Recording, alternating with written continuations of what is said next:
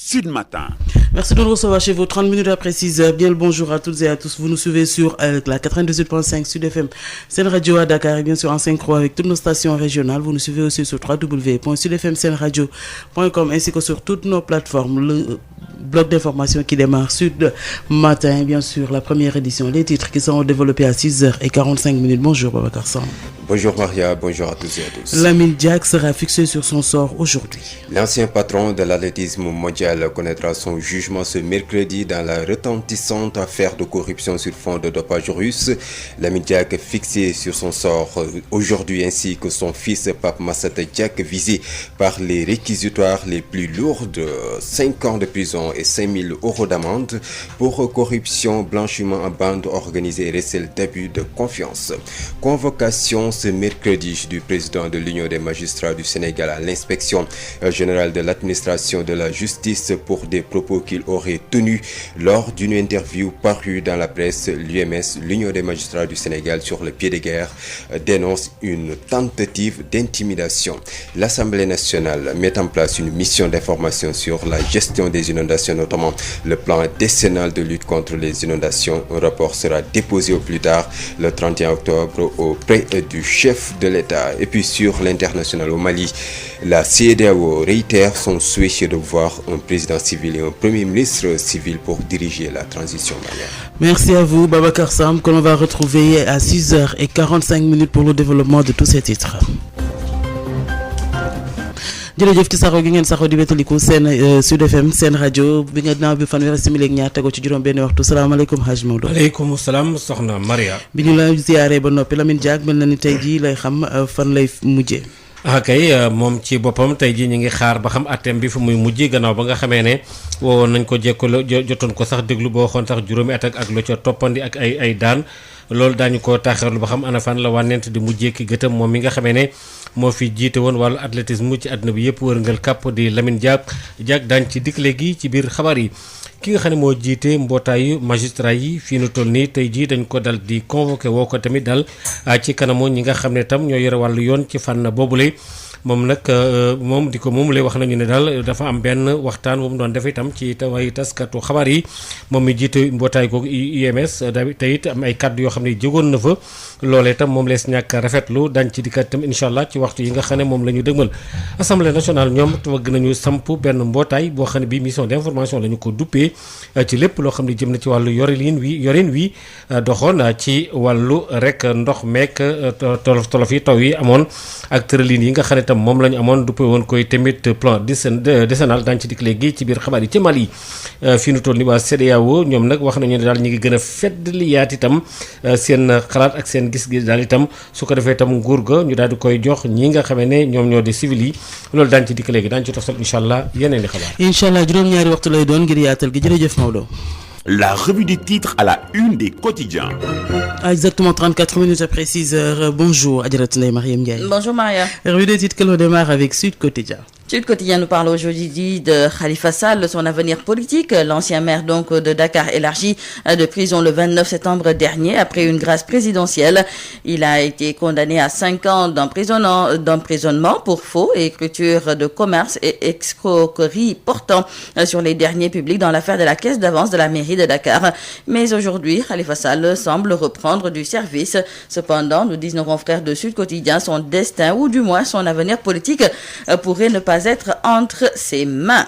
Qu'est-ce qui barre la une de critique? Prions pour Diack. Nos confrères nous indiquent donc qu'aujourd'hui, l'on connaîtra le verdict dans l'affaire du procès I2AF. Pape Massata Diack, lui, parle toujours d'un complot anglo-saxon. Et à la une de l'I Quotidien? L'I Quotidien nous parle de cette politisation de l'assistance aux victimes des inondations. Sonko et Bougane, la guerre des néophytes. Et à la une de Rewmi Quotidien? L'opposition se trompe de combat et d'adversaire. Nos confrères nous parlent également de ces échanges de propos entre Sonko et Ousmane et Ousmane Sonko et Bougane Gueye Dany. Et de quoi nous parle 24 heures? 2 672 000 Sénégalais sont devenus pauvres. Nos confrères nous parlent notamment de l'étude de l'AERC sur l'impact de la Covid-19 au Sénégal. Qu'est-ce qui barre la une de la tribune? La pagaille à l'épreuve du corona, titre nos confrères qui nous parlent de cette levée des restrictions dans le secteur de la santé. Et pour l'As quotidien? Les faits qui sont reprochés au juge Téliko, ce dernier donc est convoqué ce matin devant l'IGAJ, l'inspection générale des affaires judiciaires. Le président de l'UMS aurait donc tenu des propos et donc voilà les faits qui lui sont reprochés. À la une de l'info? Plus de 4 milliards mobilisés. Nos confrères nous parlent de ces travaux de la grande mosquée de Tivaouane. Et pour le soleil? Le soleil, pour terminer, qui nous parle aujourd'hui du surf, un sport à part et qui se féminise. Nos confrères nous parlent de Iman Signalé, championne du Sénégal en 2016, qui déclare qu'il faut faire du surf féminin quelque chose de complètement ordinaire. li gën a fës ci këru yéenekaay.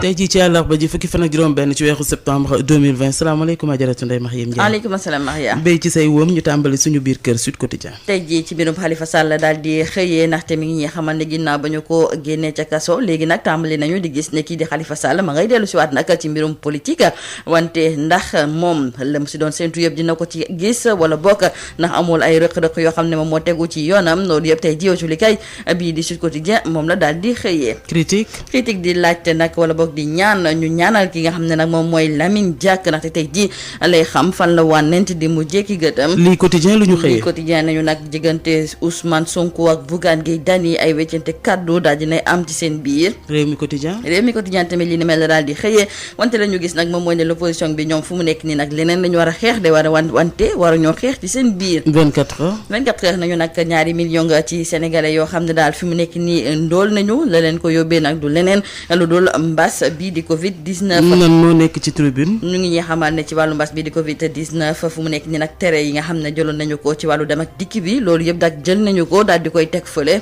ñu xool las yéen kaay nañu kii di Souleymane Teliko te mu daal di jiite UMS Union des magistrats du Sénégal tey jii nag woo nañu ko ci kanamu inspection générale des affaires judiciaires suñu naataangoo yi nag di ñu xamal lan moo waral ñu woo ko fa. ñu yor l'info nañu nag ci tabaxum grande mosquée bu Tivaouane am na ci lu weesu nag ñeenti milliards yoo xam ne daal génne nañu ko ngir war kaa mën a yeggali. ñu jeexalee le soleil tey jii di ñëwaat nag ci tàggat yaram rawatina nag ci lii di surf ñu koy amal fii ci biir réew mi gis tamit ne bëri na ay jigéen yoo xam ne it ñoom ñoo koy amal suñu naataangoo yi sax seq ci waxtaan ak Iman Signalé nekk championne du Sénégal ci atum 2016. jërëjëf Adjaratou Ndeye Mariam Ndiaye dig daje fi léegi ci kanam incha allah. ba ci kanam incha allah fekk nga gën a yër li nga xam ne moo di yéene kaay 38 minutes après 6 heures tout de suite le journal de l'éco. Bienvenue dans ce journal de l'économie. Les coûts de production des services de transport et d'entreposage ont enregistré un repli de 0,02% au deuxième trimestre 2020.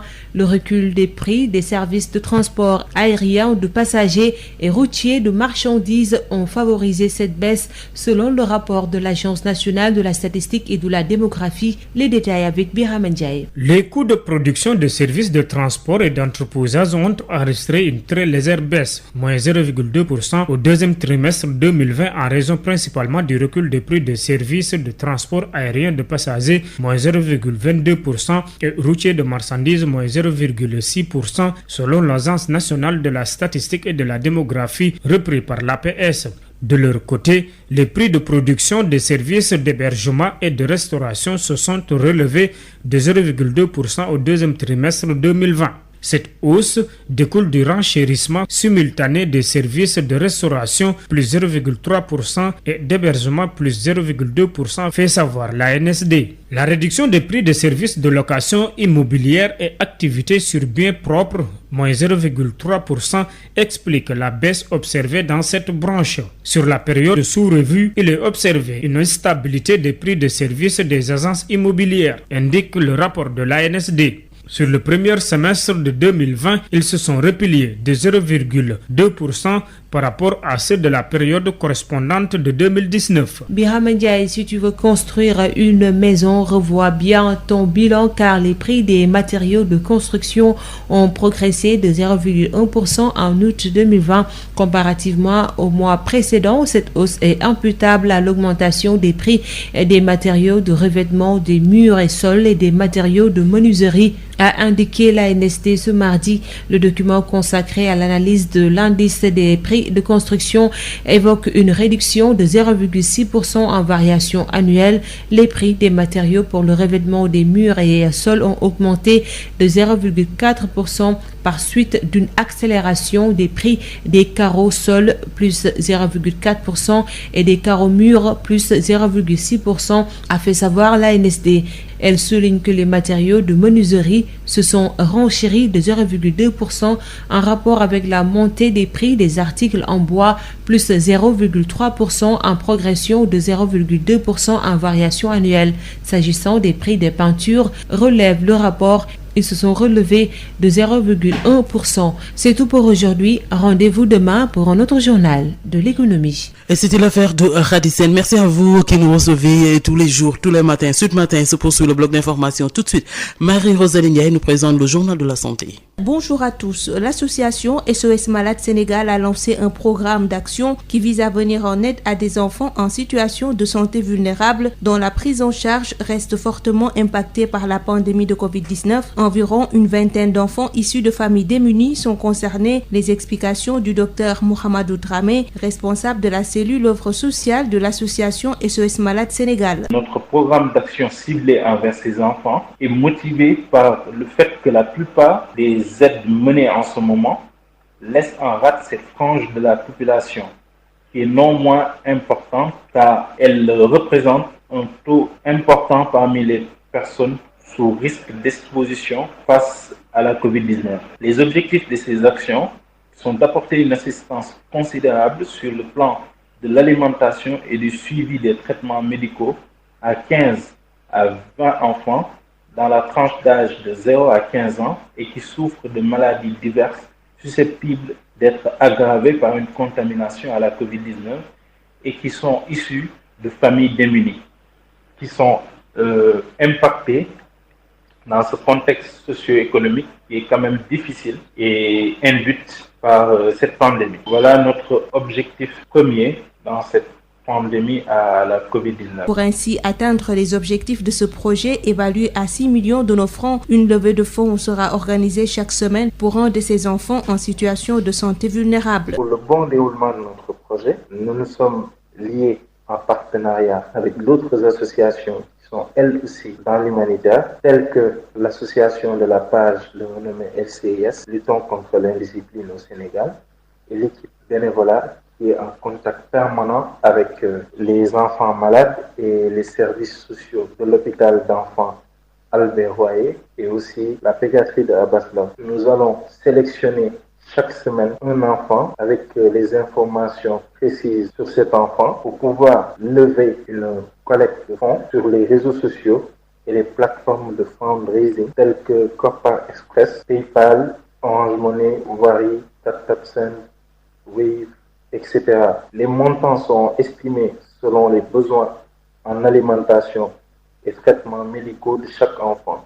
Et selon les sommes collectées par semaine, environ une somme de 300 000 francs CFA par enfant devra être collectée, soit un montant global du projet de 6 millions de francs CFA à atteindre pour les 20 enfants. C'est cela en fait notre objectif. Et dans ce cadre, nous appelons tous les Sénégalais, toutes les bonnes volontés à bien vouloir soutenir ce projet, soutenir ces enfants, aider leurs parents à faire en sorte qu'ils soient dans les bonnes conditions pour pouvoir faire un suivi correct de leur traitement, parce qu'on le sait, avec des maladies chroniques comme le VIH, SIDA, la drépanocytose, et surtout les maladies cardiaques. Si le traitement n'est pas respecté comme il le faut, ces personnes pourraient décompenser et une décompensation est synonyme de système immunitaire qui est faible. C'est tout pour aujourd'hui. Merci de nous avoir suivis. Sud Matin. Première édition de ce bloc d'information. Bonjour Babacar Sam. Rebonjour Maria. Lamine Diack fixé sur son sort ce mercredi. L'ancien patron de l'athlétisme mondial connaîtra son jugement ce mercredi dans la retentissante affaire de corruption sur fond de dopage russe. Lamine Diack fixé sur son sort aujourd'hui, ainsi que son fils Pape Massata Diack visé par les réquisitions les plus lourdes, 5 ans de prison et 500 000 euros d'amende pour corruption, blanchiment en bande organisée et recel d'abus de confiance. Convocation ce mercredi du président de l'Union des magistrats du Sénégal à l'inspection générale de l'administration de la justice pour des propos qu'il aurait tenus lors d'une interview parue dans la presse. L'UMS, l'Union des magistrats du Sénégal, sur le pied de guerre, dénonce une tentative d'intimidation. L'Assemblée nationale met en place une mission d'information sur la gestion des inondations, notamment le plan décennal de lutte contre les inondations. Un rapport sera déposé au plus tard le 31 octobre auprès du chef de l'État. Et puis sur l'international au Mali, la CEDEAO réitère son souhait de voir un président civil et un premier ministre civil pour diriger la transition. Le développement de tous ces titres, c'est juste après ceci. Babacar Samb qui vous dit bonjour, bienvenue et merci d'écouter Sud FM Sen Radio pour vous informer l'actualité que nous débutons avec l'ancien patron de l'athlétisme mondial, Lamine Diack, qui connaîtra son jugement dans l'affaire de corruption sur fond de dopage russe. Les procureurs financiers avaient requis 4 ans de prison contre Lamine Diack, l'ancien président de l'I2F, fixé sur son sort ce mercredi, ainsi que son fils, alors patron du marketing à l'I2AF, Pape Massata Diack, visé par les réquisitions les plus lourdes. 5 ans de prison et 500 000 euros d'amende. La 32e chambre du tribunal correctionnel de Paris rend son verdict ce mercredi. Odile Minkilan. Poursuivi par la justice française dans une vaste affaire de corruption sur fond de dopage russe, le verdict de l'ancien président de la Fédération internationale d'athlétisme, Lamine Diack, est attendu ce mercredi. Lors de son procès au mois de juin dernier, les procureurs financiers avaient requis 4 ans de prison et une amende de 328 millions de francs CFA. Le Sénégalais âgé de 87 ans, Lamine Diack, est poursuivi dans cette affaire avec son fils Pape Massata Diack, ex-conseiller marketing de l'I2AF. Visé par un mandat d'arrêt international, Pape Massata Diack a refusé de comparaître au procès qui s'est déroulé en juin dernier. Resté à Dakar et jugé en son absence, Pape Massata Diack est visé par les réquisitions les plus lourdes. 5 ans de prison et 328 millions de francs CFA d'amende pour corruption, blanchiment en bande organisée et recel d'abus de confiance. Devant les journalistes ce lundi, Pape Massata Diack a une fois de plus dénoncé un acharnement et clamé son innocence.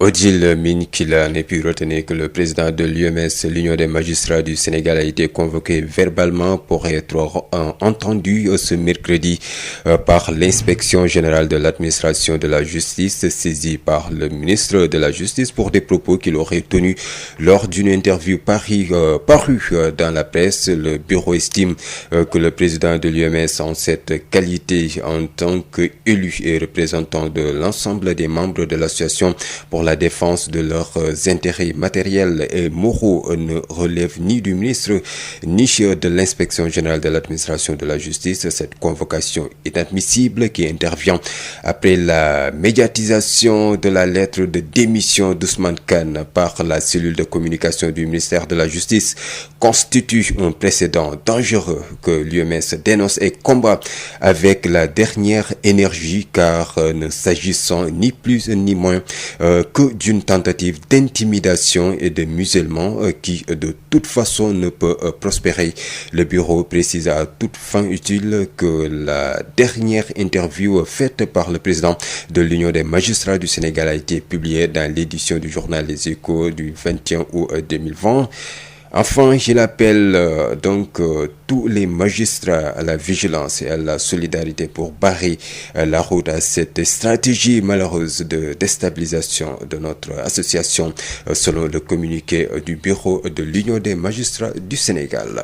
Parlons des inondations dans le pays. Complainte des malades du centre d'appareillage d'orthopédique de l'hôpital régional El Hadji Ahmadou Sakhir Ndiéguène de Thiès et pour cause les effets des pluies qui ont occasionné l'arrêt du service depuis une semaine, une situation récurrente déplorée par le personnel mais sans suite. Les patients qui se sont présentés hier mardi déplorent cette situation, interpellent l'État de façon générale sur les difficultés de l'hôpital régional de Thiès. Serigne Saliou Sall, un des patients qui s'est confié à Babacar Ndaw. En fait, on est venu ce matin pour avoir un rendez-vous, mais malheureusement, on n'a trouvé personne. Terre des Hommes, au rappel régional de Thiès.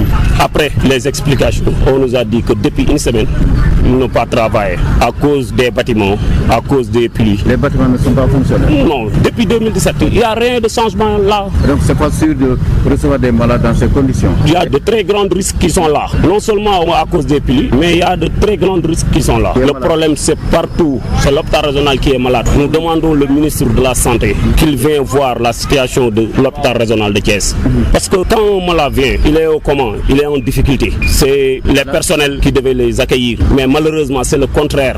L'accueil, il y a problème. La pharmacie, il y a problème. Les radios, il y a problème. Quand tu es allé aux urgences, vraiment, tu vois des choses inexplicables. Il n'y a pas de lit, ni de drap, ni des salles d'accueil. Quand tu vois parfois s'il est bon là, tu vois ce qui se passe. Comme s'il n'est pas un hôpital. Et aujourd'hui, vous interpellez le ministère de la Santé, le ministre de la Santé, mais l'hôpital, le conseil d'administration est dirigé par le maire de la ville de Thiès. Non, notre problème, c'est la décentralisation créée par Ablaye Wade. Les maires ne sont pas compétents pour diriger l'infrastructure de Thiès. Malheureusement, ils devaient être là pour la population, mais ils sont là pour leur propre intérêt. Mais aujourd'hui, vous ne savez pas quand est-ce que vous allez repasser pour vous faire consulter? On nous a donné un numéro dans la salle de garde. On nous a dit d'appeler sur les numéros. S'ils ont recommencé, ils vont le dire. Mais pour l'instant, il n'y a pas de travail à terre. Il n'y a pas de travail à terre des opérateurs régional de Thiès. À l'instant, Serigne Saliou Sall, un des patients donc, de l'hôpital Ahmadou Sakhir Ndiéguène de Thiès. Donc les pluies ont occasionné l'arrêt du service depuis une semaine. Recensement des sinistrés dans les zones inondées de Kaolack. La Croix-Rouge de Kaolack a mobilisé 114 volontaires sur le terrain, 637 ménages et 4752 personnes affectées par les inondations sont provisoirement recensées dans la commune de Kaolack. Les chiffres officiels seront incessamment annoncés par le préfet du département, selon Mbagnick Ndiaye. Le président du comité départemental régional de la Croix-Rouge à Kaolack, par ailleurs premier vice-président du comité national de la Croix-Rouge sénégalaise, ces résultats ne reflètent pas la réalité sur le terrain. Mbagnick Ndiaye avec Mamadou Camara. Le préfet du département qui nous a instruit à procéder au recensement des inondations 2020. Lorsqu'il nous a instruit, nous avons mobilisé le premier jour, c'est-à-dire le dimanche. Nous avons mobilisé 114 éléments pour procéder au recensement au niveau de 11 quartiers de la commune de Kaolack, à savoir Ngane Sayer, Thiofak, Ndorong Extension, Ngane Alassane, Sam, Ndargundaw Abattoir, Ndangan Medina Mbaba, Medina Baye, Parcelles Assainies, Kanda Amadou Diako, Tabangoy, Kanda Fodé Bayo qui se trouve donc dans la commune de Kahone. Nous avons donc effectué un premier recensement. Il y a eu vraiment beaucoup de ménages inondés. Les résultats que nous avons présentement, on ne reflète pas réellement ceux qui sont inondés parce qu'il y a des zones qui n'ont pas encore jusqu'à présent été visitées. Oui, pour les 14 quartiers que nous avions ciblés, il reste un quartier dans Kaolack commune, c'est le quartier de Ndangan, et un quartier dans la commune de Kahone, c'est le quartier de Kanda Amadou Diab. Ces deux quartiers n'ont pas encore été recensés. Et il reste également beaucoup de poches à revoir, surtout à Sam. On n'a pas du tout terminé le recensement à Sam, à Ngane et à Ngane Alassane. Présentement, nous avons recensé 637 ménages dans la commune de Kaolack, plus le quartier de Kanda Fodé Bayo. Donc au total 637 ménages, 4752 personnes affectées. Les éléments du comité local de Ndofane sont dans la commune de Ndofane pour recenser tous ceux qui sont inondés là-bas, à Thiaré également comme à Gagnaï. Ces résultats seront donc transmis aux sous-préfets respectifs. Et puis, retenez que l'Assemblée nationale met en place une mission d'information pour établir un rapport dans 6 semaines sur le dossier des inondations et le plan décennal de lutte contre les inondations. Une mission composée de 15 députés issus de toutes les sensibilités politiques du Parlement et des différentes commissions concernées par la question. Les détails avec vous, Amadou Moustapha Dia. Vers la mise en place d'une mission d'information à l'Assemblée nationale, une mission d'information qui aura justement pour mission d'établir un rapport sur le dossier des inondations géré par le plan décennal de lutte contre les inondations, lequel rapport sera déposé au plus tard le 31 octobre 2020 auprès du chef de l'État avec des conclusions et recommandations appropriées. Selon le communiqué de l'Assemblée nationale, cette mission, forte d'une quinzaine de députés représentant de la majorité de l'opposition et des non-inscrits, sera dirigée par un président, un vice-président et un rapporteur. Dès sa mise en place, elle commencera ses travaux dans le cadre du délai de 6 semaines qui lui est imparti. Ces missions sur le terrain cibleront Dakar et toutes les zones géographiques du pays impactées par les inondations. Les membres de la mission seront issus de la Commission de l'aménagement du territoire, de l'urbanisme, de l'habitat, des infrastructures et des transports, de la Commission des finances, du contrôle budgétaire et de la Commission de la santé, de la population, des affaires sociales et de la solidarité nationale. La déclaration indique que cette mission pourra recourir à l'expertise nationale pour jeter une lumière sur la gestion de ce plan décennal de lutte contre les inondations. Amadou Moustapha Dian, 2 morts et un blessé, c'est le bilan de l'accident survenu à Touba Darou Khoudoss au niveau du chantier des travaux de Touba Kanam. Les 2 individus qui creusaient un canal sont décédés suite à un éboulement. Tout ici. Ce sont des centaines d'individus qui sont actuellement au niveau des différents sites à Touba pour contribuer aux travaux lancés par Touba Kanam. Il s'agit essentiellement de travaux d'assainissement. Les responsables de la structure n'avaient pas manqué de prendre des mesures de sécurité pour protéger les manœuvres, mais cela n'a pas empêché un accident ce mardi. 2 jeunes âgés de 21 ans et 23 ans sont morts suite à un éboulement. Ils creusaient des trous dans le cadre du drainage des eaux pluviales au quartier Darou Khoudoss vers Tokourba. La chute d'un amas de sable a aussi fait un blessé évacué à l'hôpital Matlaboul Fawzeyni. Après avoir informé le khalife général des Mourides du drame, les responsables de Touba Kanam, à travers une déclaration, ont regretté cet accident avant de présenter leurs condoléances. Rappelons que les travaux sont initiés par l'association qui a pour objectif de débarrasser la cité religieuse de ses eaux stagnantes avant le grand magal de Touba. Touti Seimbake Sud FM. Et puis sur l'international au Mali, fraîchement élu président en exercice de la CEDEAO en remplacement du président nigérien Mohamed Issoufou, Nana Akufo-Addo a présidé un mini-sommet sur le Mali hier mardi au Ghana, auquel a participé une délégation de la junte dirigée par le colonel Assimi Goïta. À la fin de cette rencontre, la communauté a réitéré son souhait de voir un président civil et un premier ministre civil pour diriger la transition. C'est la fin de cette édition d'information, Maria. Merci à vous, Babacar Sam. Et l'on vous retrouve à 7h30 pour la seconde édition de ce bloc d'information. Sud FM. Il est 7h. juróom-ñaari waxtu ci Sud FM seen rajo ngeen mun ñoo dégloo itam ci international ci www.sudfmsenradio.com. salaamaaleykum Hadj Maodo Faye. aleykum salaam soxna Maria. foofee sax la ñuy tàmbalee jëm ci li nga xam ne moo soxal wàllu Lamine Diack ak àtte bi ñuy xaar tey. kay ci loolu ci la ñuy dal di dooree xabaar yi gannaaw ba nga xam ne moo fi jiite woon IAAF nga xam ne itam ci wàllu athlétisme la woon Lamine Diack tey ji daañu ko déglu daañu dikk léegi tënk ko ci beneen communiqué boo xam ne bi itam waa IMS ñoom ñoo ko amal. IMS moo di mbootaay gi nga xam ne ay magistrat lañ gannaaw ba nga xamee ne ñoom kenn ci ñoom koo xam ne ki woon nañ ko daal ngir déglu ko loolu tamit mu metti leen loolu itam daañ ci dikk léegi daañ ci toftal incha allah yeneen i xabaar. ba ñu taaxee loo mu yaatal ko. Maodo Faye. jërë ngeen jëf mbokk yi ci ànd gi ngeen ànd ak nun fii nu toll nii mbiri Lamine Diack ci lañ koy daal di doore moom jiite woon na fi lépp loo xam ne aju na ci wàllu tàggat yaram bi ñu duppee wàllu athlétisme xelu yi ak yu demee Lamine Diack moom rek fii nu toll nii ab atteem tey jii li ci war a mën a leer des na ko xam Odile Minkilaan. justice France di ko toppee wàllum ger ak dopage ci ay athlètes ki fi nekkoon njiitalu fédération internationale bu athlétisme di Lamine Diack tey lay xam fan lay mujj ak yoon ci procès bi ñu doon amal ci weeru juin bi ñu weesu procureur yi dañoo newoon nañ ko tëj ñeenti atu kaso daal di ko teg ab daan boo xamante ne toll na ci 227 millions ci suñu koppar.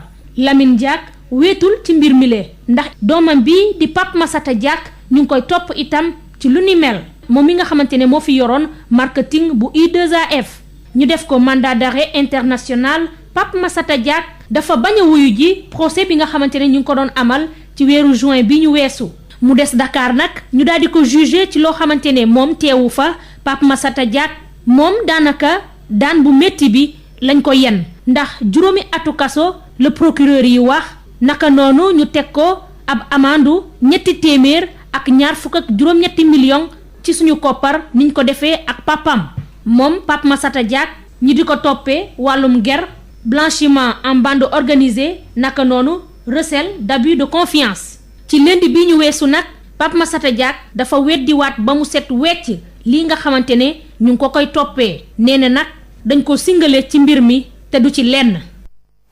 dañ ko singali te du ci lenn benn communiqué bu ñu war a fas yéene tënk rek union des magistrats du Sénégal wala union des magistrats sénégalais ñoom ñoo ko daal di amal mu di UMS nga xam ni wax nañu ne daal ñoom dañu am kenn koo xam ne kii dañ ko woo ci ay kaddu daal di koy fas yéene bëgg daal di déglu te ji ci àllarba ji fukki fan ak juróom-benn ci weer wi nga xam ne ci la ñu nekk di weer sattumbar ci atum 2020 ñi koy déglu na mooy inspection générale bi jëm ci lépp loo xam ne aju na ci wàllu administration bi jëm ci wàllu justice ñoom ñoo koy woo ñoom nag ministre bi ñu dénk wàllu justice ñoom ñoo leen wax ñu def loolu lee ci ay kaddu yoo xam ne ñu daal daf ko defoon ci benn waxtaan wala interview boo xam ne bii ci presse bi la génne bureau boobu nag ñoom di waa UMS nga xam ne ñoo di mbootaayu magistrat yi nag ñoom nee ñu bi ñu gisee ne loolu am na nga xam ne ñoom ñëpp mbooleem seen ñoo daje woon association yi lay mbootaay googu lay nga xam ne dañuy défendre ak aar lépp loo xam ne aju na ci seen wàllu ay jumtukaay ak daal seen ay taxawaay ak seen liggéey ba daal lépp nekk lu jaar ci wàllu yoon ñoom nee ñu convocation boobu nga xam ne def nañ ko jaaduwul te tamit kenn mënu koo nangu gannaaw ba nga xamee ne sax loolu am na te amoon na médiation bu doxoon daal ci ab leetar boo xam ne bi daal amoon na sax ci kii teg woon ndomb ak tànkam di Ousmane Kane ci li nga xam ne moo jëm ci wàllu cellule de communication bu ministère bi ñu dénk wàllu justice loolu nag dafa mel ne rek dafa indi ay tolof ak benk ñi ngi koy dund ba daal UMS daal ñoom di naqarlu loolu nga xamante nag te bëgg nag dana taxaw tamit xeex lépp loo xam ne daal mën na ko ba rek yii nga xam ne mooy faral di am ci ñoom ak tolof yooyu ak benk ñi ngi koy dund yooyu mu nekk lu ñuy daal di jeexal bureau bi itam mi ngi leeral ne daal ak lu mu mën a doon rek itam ci interview bi nga xamee ne kii jiite UMS defoon na ko dañ ko doon publier woon nañ ko maanaam siiwaloon nañ ko ci benn édition journal bu nga xam ne moom la ñu duppee les échos boo xam ne bii ci ñaar fukki fan la woon nee ñu ak benn ci weeru août wi nga xam ne ci la ñu génn loolu moom feeñoon na ba noppi ñoom nag ñu ngi fàttali ne nag magistrat yëpp daal ñu taxaw temm nag itam danku nekk aw say def solidarité ngir baare maanaam fànq rek lépp loo xam ne aju na ci wàllu tëralin yi nga xam ne dañ koy def te dara baaxu ci te dul rek déstabiliser maanaam fexe daal ba indi ay yàq ak tolof ci seen mbootaay googule ñoom nag ñu ngi def communiqué boobu démb fukki fan ak juróom ci weer wi di naqarlu lépp loo xam ne aju na ci woo googu nga xam ne woo nañ ko kenn ci ñoom ngir déglu ko ñu ne nag loolu dañuy yàq rek seen liggéey daañu taxaw temm ñoom itam nee ñu magistrat yi ngir xeex loolu li aju yi tamit ci yeneen i fànn yoo xam ne dafa yitteel wàllu wér gi yaram ca Thiès bu ñu fa demee ci hôpital bi nga xam ne moom la ñu duppee Amadou Sakhir jigéen ca Thiès am na fa ay jumtukaay yoo xam ne dañoo paan mënatun la dem bokk na ci tolof yi xëy na taw yeeg yu demee noonu de daal ba personnel ba ñu fay liggéeyee ak itam ñi nga xamee ne ñoom ñoo di ñi way tawat yi am na ci ñooñ metti na leen loon Serigne Saliou Sall kenn la ci ñi nga xam ne ay dañoo tawat am na ay kaddu yu mu dénk sax ci hôpital boobule Babacar Ndaw ñu déglu ko. ñun dañoo defoon opération boo xam ne ñu ko defoon en 2017 mais première séance su massage yi amoon fii lañ ko defee ci terre des hommes yàlla dogal bi bon bi jeexee depuis boobu ba tey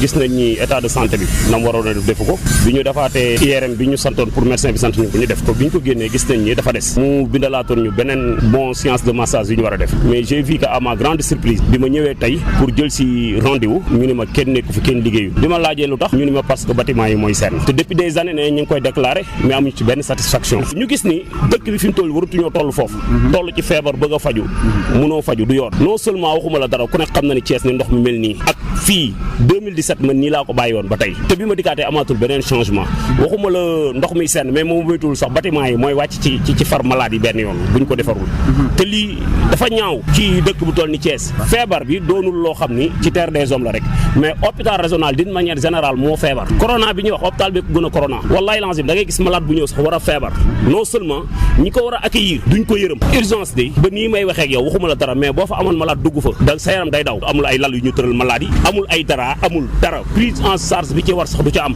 mais loolu lépp li koy waral mooy ñàkk a jaar yoon bi nga xam ne hôpital bi jaar na ko yoon parce que tey hôpital régional li fiy dugg ci xaalis bu fekkee lépp mi ngi ci keesu état yi war nañ ko mën a defaraat mu demaat ci biir kii bi ñun fi mu toll nii bokk na ci li ñu gën a rey muy décentralisation bi nga xam ne def Ablaye Wade indil nañu ko parce que ku nekk xam na ni maire yi fii compétence bi ci war a am dëgg-dëgg dafa des te Thiès ñi ngi dund jafe-jafe yu mel noonu ak suñuy maire koo xam ne yaakaarul woon doon maire ñu xëy def la maire dootoo xam yow sa préoccupation lan la li ngay yittewoo mooy ndaka ngay def ba jekk ëllëg yàgg sa njaboot parce que fii ñi fal maire ku nekk xam na seen situation dem nga xool seen situation tey ni ñu yitteele seen bopp nag ba mën a jekk bu ñu ko yitteewoon askan wi suñu dëkk bi dépassé foofu ministre de la santé mu dañ koy ñaan rek comme moom moo yor lépp lii ñuy joytu nii na ko bañ a soofantal mu def ci lim ci war a def ñëw gëstu situation hôpital régional bu Thiès mu dugal ci loxoom duut baaraam situer les responsables kenn ku ci nekk ñu xool li nga ci def ak li nga ci warul def ñu ñeme ko wax la ko pour muy njariñ loo xam ne njariñu waa Thiès lay doon njariñu hôpital régional bu Thiès. ci taw bi ñe loru fële ca Kaolack ñu ngi leen doon recensé maanaam di leen wàññeeka xayma xool kenn ku ci nekk ñan laak ñu mu Croix Rouge bi nekk foofu la ca Kaolack dajal nañ lu tolloog téeméer ak fukk ak ñeent ci ñoo xam ñi dañoo coobarewu rek ñëw bokk ci liggéey bi juróom benn téeméer ak fanweer ak ñett ci ay kër yoo xam ni loru nañ ci ñeenti junni ak juróom-ñaar téeméer ak juróom fukk ak ñaar ci ay doomu aadama yoo xam ni yi maanaam ndox mi yàqal na leen lu bare bari kii di Mbagnick Ndiaye mi nga xam ne moo jiite comité départemental bi nekk yàlla Croix-Rouge foofee am na ay kaddu yoo xam ne dénk na ko Mamadou Camara ñu préfet département bi moo sentir ne ndox mi daal bëri na ci département bi mu géré mu waa sant Croix-Rouge pour ñu defal ko recensement dimanche lañ commencé mobiliser woon nañ téeméeri nit ak fukk ak ñeent dugg nañ ci quartier yi pour xool fi ndox mi nekk xëy nag ndox mi dafa bëri ba fukki quartier ak ñeent la ñu amoon def nañ fukk ak ñaar yi commune Kaolack dese nañ Ndangaan commune Kawoon dese nañ Kanda Amadou Dia bu ma ne nag ñaar yooyoo des loolu tekkiwul ne yeneen quartier yi amul ndox bi ñuy départ quartier yooyu lañ demoon seeti mais ak quartier yoo xam ne par exemple Jalañ ci lañ bokk amul fu amut ndox Nimsaar Saara Njugaare et cetera donc yooyu yëpp ci ñi am ndox lañ ñi nga xamante ne ñoom lañ demoon seeti lañ wax maanaam résultat yi ñu njëkk a def parce que boor boobu lañ njëkkee fi mu ne nii nag recensé nañ juróom benn fukk ak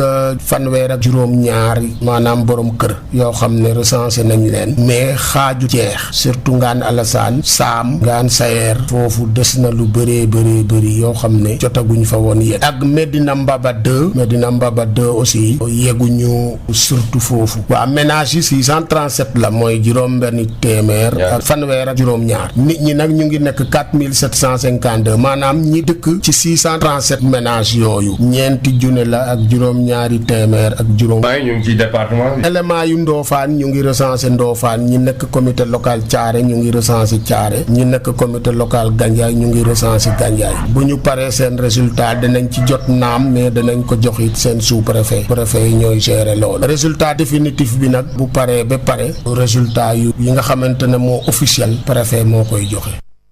li aju ca Ndar bu nu fa demee itam lu jógee juróomi junniy kër yoo xam ne jot nañ leen a wàññi ngir jàppale leen am ay koppar yoo xam ni daañu ko génne itam ngir jox leen ko ki nga xam ne itam moom la ñu toftal ci gouverneur bi nekk foofu le am ci ay kàddu yu mu rotal Khadim Anne waxtaan ak Yves Tendeng.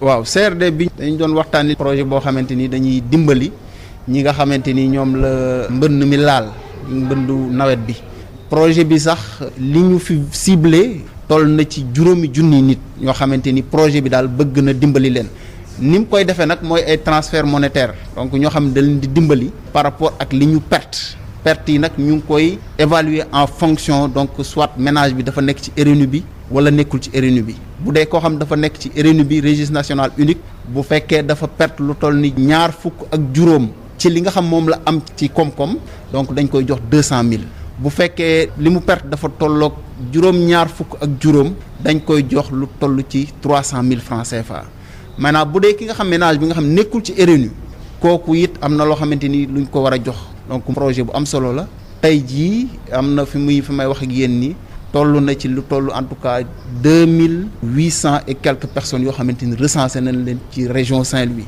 recensement bu nag xañ na jeexagul am na ci ñeneen ñoo xam xañ na mën nañ cee yokk war nañ cee dolleeku mais fi mu nekk nii donc loolu en tout cas am nañ ko ci xayma et que ñooñu dinañ leen jàppale.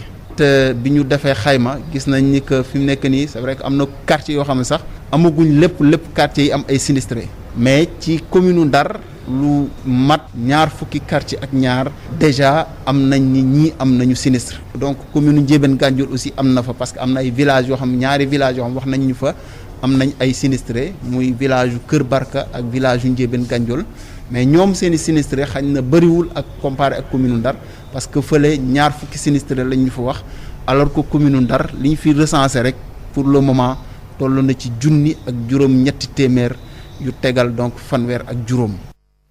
li aju ci assemblée nationale ñoom fii nu toll nii daal di samp benn mission boo xam ne wala mbootaay goo xam ne gi dañ jëm ci wàllu information jëm ci lépp loo xam ne jëm na ci wàllu rek maanaam ndox yeeg li aju ci wàllu taw beeg yu demee noonu li fekk juróom benni ay bis Amadou Moustapha Dieng.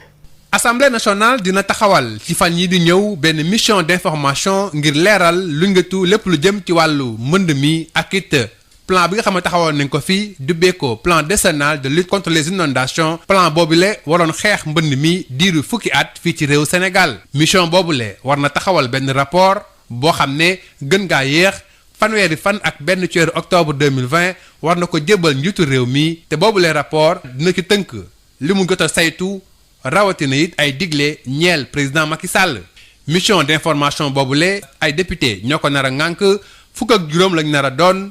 bokk ci kujje gi bokk ci nguur gi majorité bi ak non inscrits yi nga xam ne faruñu fenn bu ñu sampee kuréel googule rek liggéey bi dafay door dem ba fii ak juróom-benni ayu bés yoo xam ne ci la war a liggéey daal di saytu lépp lu jëm ci wàllu mbënd mi moo xam ci ndakaaru la ak ci bépp barab boo xam ne mbënd mi jot na koo laal.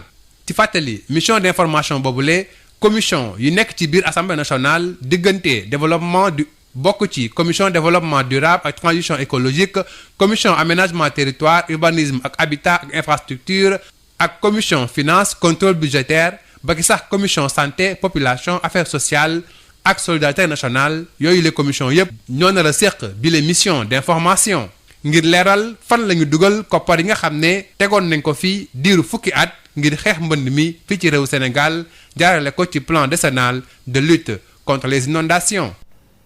Amadou Moustapha Dieng ñaar ñu faatu am kenn comme ay gaañu ca Touba ci accident boo xam ne bii ma nga amee fële ca Touba Daaru Xuddoos ci chantier yi doon liggéey foofule waa Touba ca kanam am ci ñaar ñu ca loru tuuti sëy ay doomu aadama yu takk ñoo nekk ci biir Touba ngir bokk ci liggéey yi nga xam ni Touba ca kanam moom moo ko door liggéey yooyu nag jëm ci wàllu set ak setal ak jëlee fi li nga xam ni moom mooy ndox yu taayee ñi nga xam ni ñoom ñooy responsable Touba ci kanam bi liggéey bi doon door jëloon nañ ay matuwaay ngir sàmm kaaraange ñi nga xam ni ñoom ñoo fay liggéeyee waaye loolu terewul benn accident am ci benn bërëb ci talaata ji ñaari ndaw yoo xam ni toll nañ ci ñaar fukki at ak benn ak ñaar fukki at ak ñett ñoom ñoo ñàkk seen bakkan ginnaaw bi nga xamee ni suuf moom moo màbb ci seen kaw ñoom nag dañ doon gas ay kàmb ngir it li nga xam ni moo jëm ci ndoxum taw yi am yoon yoo xam ni ci la ñu war a mën a jaar loolu nag mi ngi amee ci quartier Daaru Xuddoos fi ñuy wax Tokóor Ba suuf soosu nga xam ni dafa màbb ci kaw ñooñu doon gas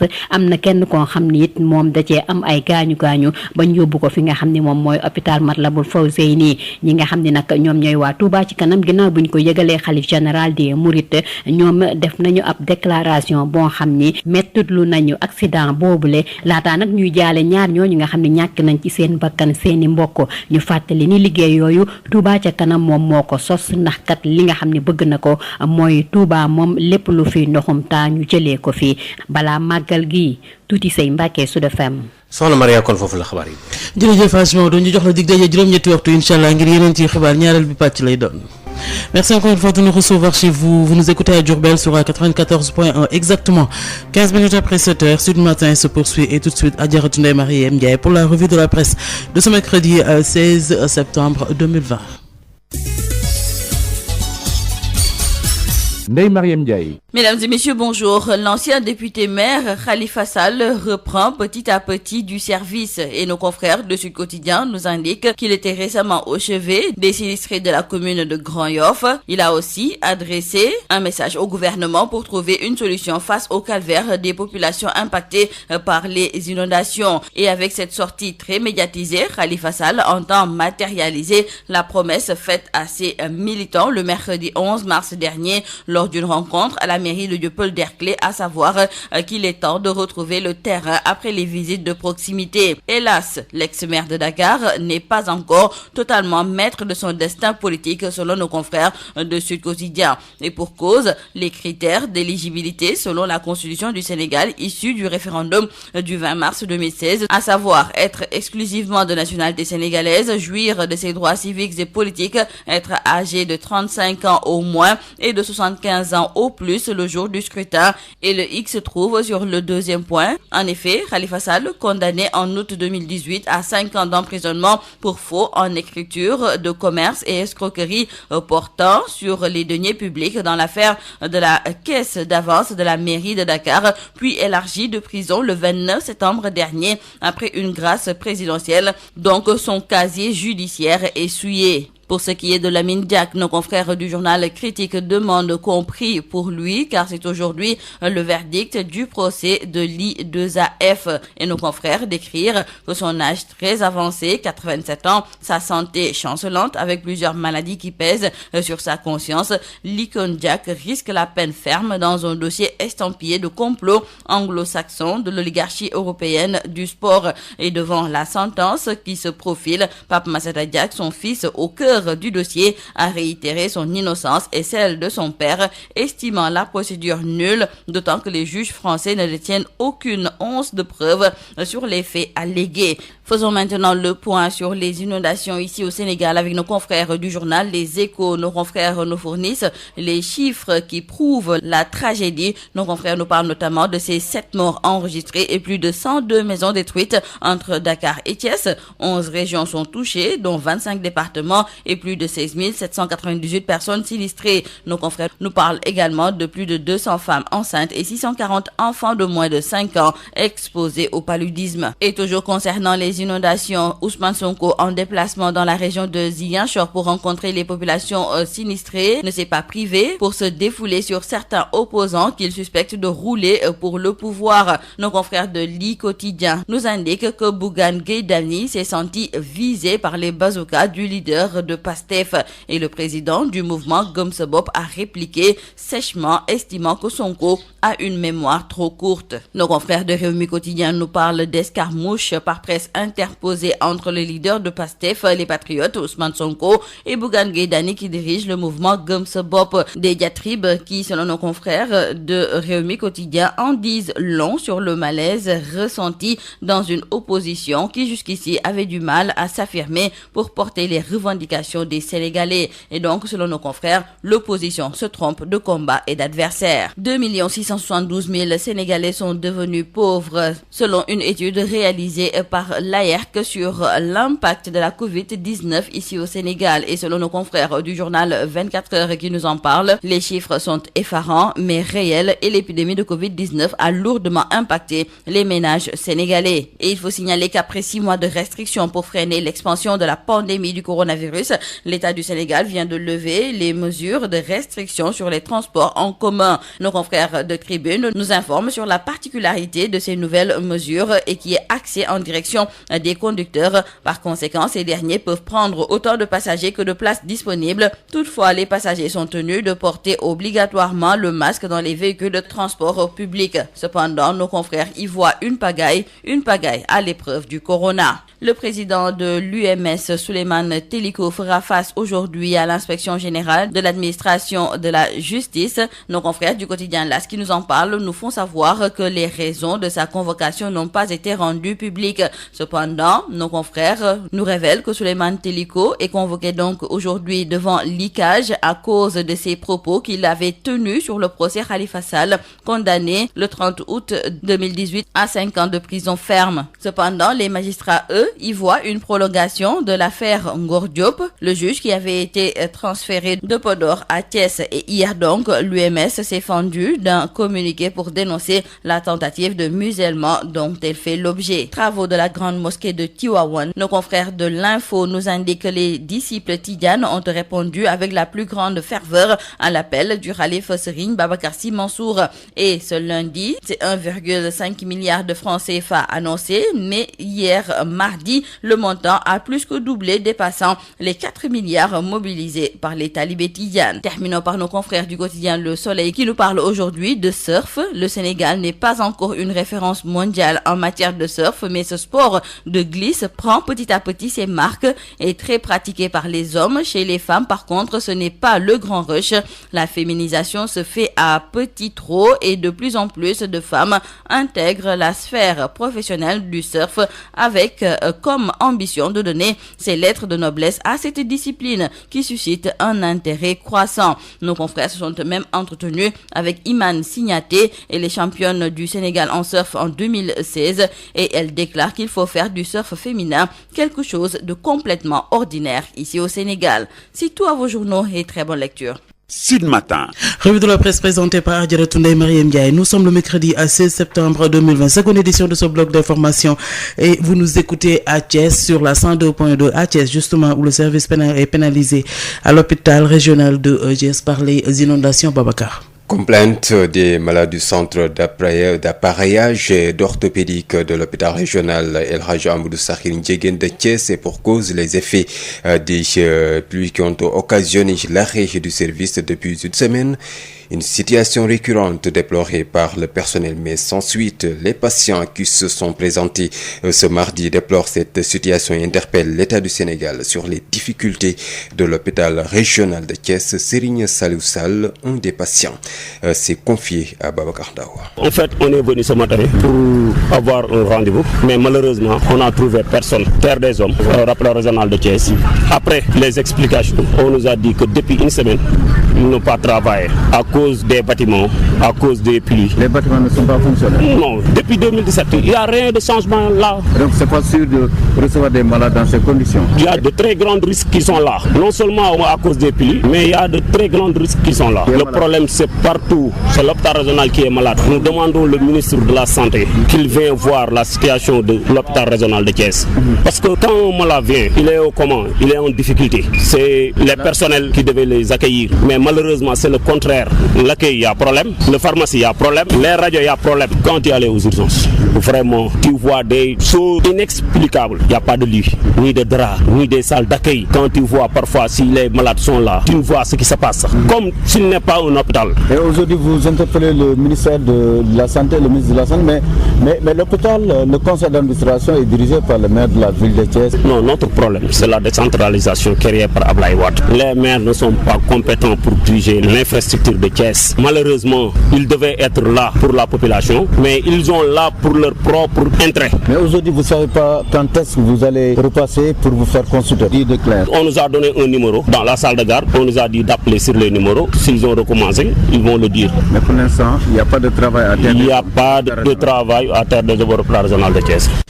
Et puis, dans la région de Saint-Louis, le projet d'appui aux sinistrés cible 5 000 ménages qui devront recevoir une enveloppe allant de 200 000 à 300 000 francs CFA. L'annonce est faite par l'adjoint administratif du gouverneur de Saint-Louis qui a présidé un comité régional de développement.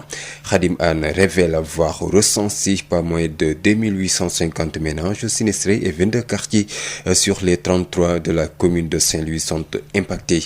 L'adjoint au gouverneur de Saint-Louis, Khadim Anne, avec Yves Tandeng. C'est un projet pilote destiné à appuyer les ménages qui sont impactés par les inondations. Au niveau de la région de Saint-Louis, le projet cible 5000 ménages. Donc c'est des sommes conséquentes qui seront transférées aux personnes sinistrées allant de 200 000 à 300 000 francs CFA. Si une personne inscrite sur le RNU est sinistrée à 25% donc de ses biens, cette personne-là peut bénéficier de 200 000 francs CFA. Si c'est jusqu'à 75% donc de ses biens, cette personne bénéficiera de 300 000 francs CFA. Si c'est un ménage qui n'est pas inscrit sur le RNU, qui est sinistré jusqu'à 50%, il bénéficiera de 200 000 francs CFA. Et si c'est à 100% donc de ses biens, il bénéficiera de 300 000 francs CFA. Aujourd'hui, je peux dire que dans la région de Saint-Louis, on a recensé pas moins de 2850 ménages donc, qui sont sinistrés au niveau de la région de Saint-Louis. Principalement la commune de Saint-Louis même, parce qu'on a eu à constater que dans la commune de Saint-Louis, au moins pour le moment, en tout cas on est à plus de 22 quartiers qui sont impactés sur les 33 quartiers, donc contre le département de Saint-Louis. Dans les autres communes, il y en a, comme dans la commune de Ndiébène-Gandiol par exemple, on a eu à recenser donc des impactés au niveau du village de Kerbarka et du village donc de Ndiébène-Gandiol. Mais dans l'arrondissement de Rao, à ce jour, nous sommes seulement à 20 sinistrés donc, qui sont recensés. C'est vrai qu'à Dagana également, il y a des communes qui sont bien impactées, comme Ross Béthio, comme Richard Toll également. C'est des communes vraiment qui sont très touchées donc, par les inondations. Ross Sénégal, effectivement, fait partie. Ouais. Lutte contre les inondations dans les écoles. Le ministre de l'Éducation nationale offre 20 motopompes aux communes du département de Pikine.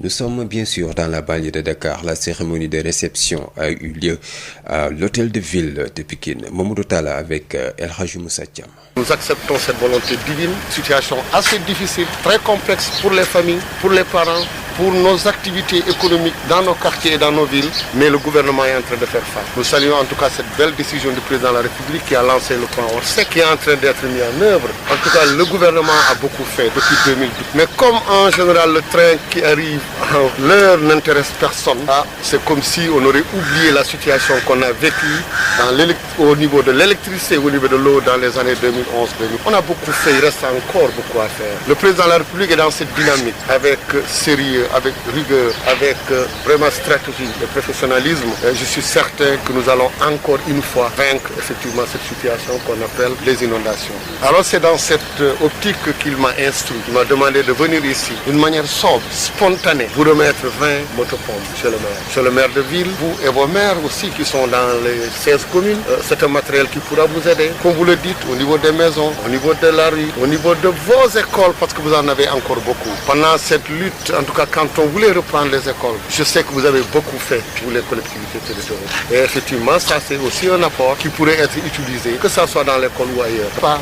L'ensemble des responsables et les membres du gouvernement se sont levés pour faire face à cette situation, accompagner ces populations dans cette situation extrêmement difficile où dans la maison, dans nos chambres, dans nos cours, partout nous avons de l'eau. Et donc il ne fallait pas croiser les bras et personne n'a croisé les bras. En dehors du plan Orsec qui est lancé, voilà encore des actions qu'il a menées et qu'il continuera encore. En tout cas, aux parcelles assainies de Kermassar, les eaux verdâtres font le décor. La société Dangote, dans le cadre de la responsabilité sociétale de l'entreprise, vole au secours des populations. Une pompe de 500 mètres cubes heure est mise à la disposition des populations.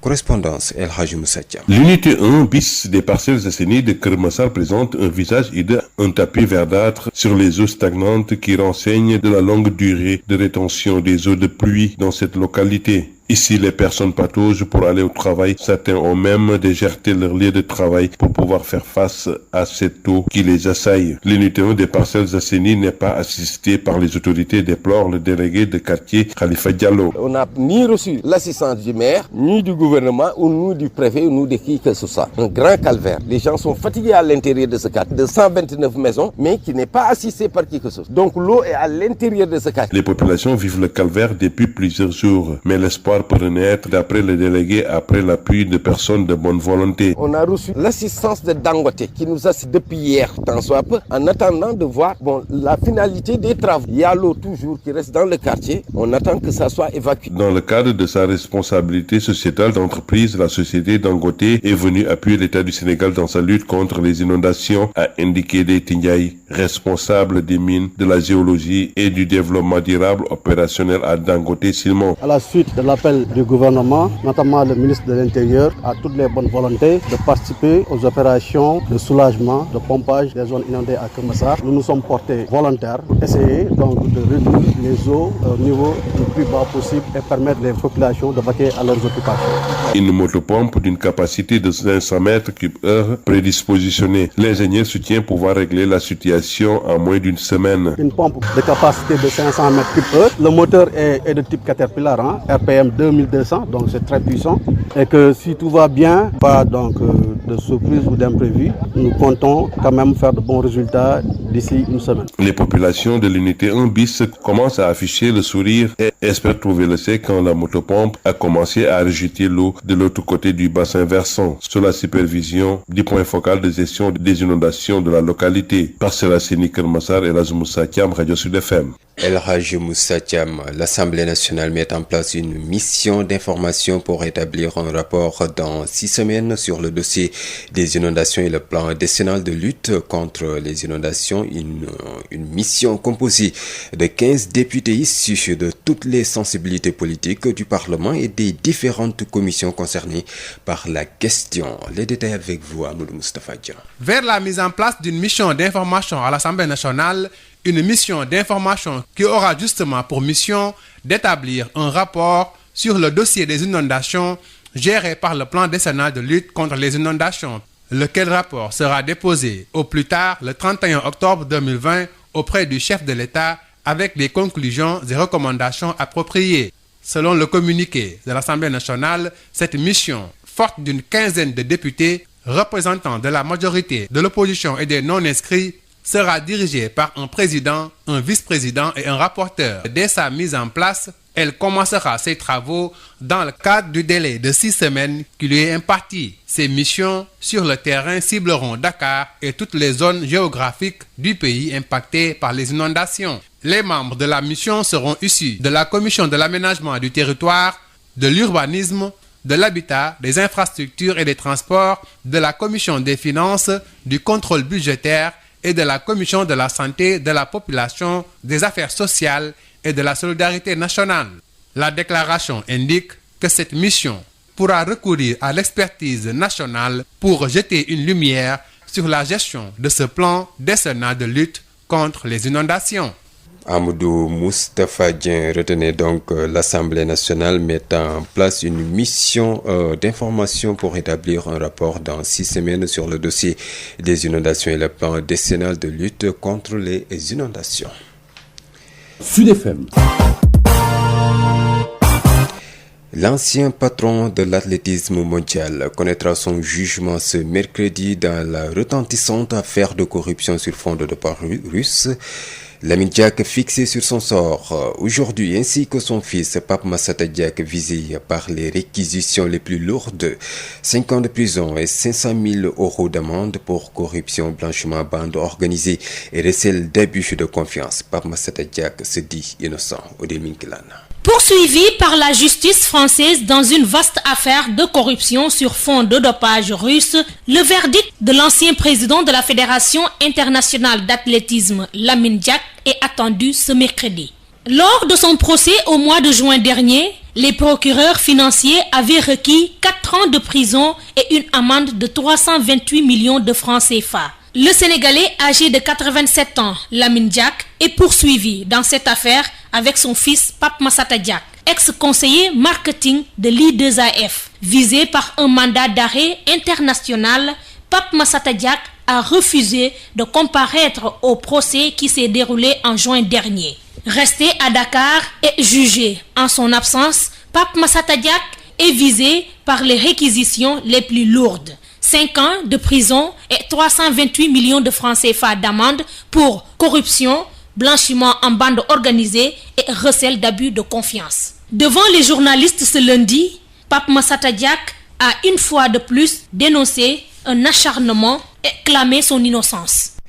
Odile Minkilan, le président de l'UMS, l'Union des magistrats du Sénégal, a été convoqué verbalement pour être entendu ce mercredi par l'inspection générale de l'administration de la justice, saisie par le ministre de la Justice pour des propos qu'il aurait tenus lors d'une interview parue dans la presse. Le bureau estime que le président de l'UMS, en cette qualité en tant qu'élu et représentant de l'ensemble des membres de l'association pour la défense de leurs intérêts matériels et moraux, ne révèle ni du ministre ni de l'inspection générale de l'administration de la justice. Cette convocation inadmissible qui intervient après la médiatisation de la lettre de démission d'Ousmane Kane par la cellule de communication du ministère de la Justice constitue un précédent dangereux que l'UMS dénonce et combat avec la dernière énergie, car ne s'agissant ni plus ni moins que d'une tentative d'intimidation et de musulmans qui de toute façon ne peut prospérer. Le bureau précise à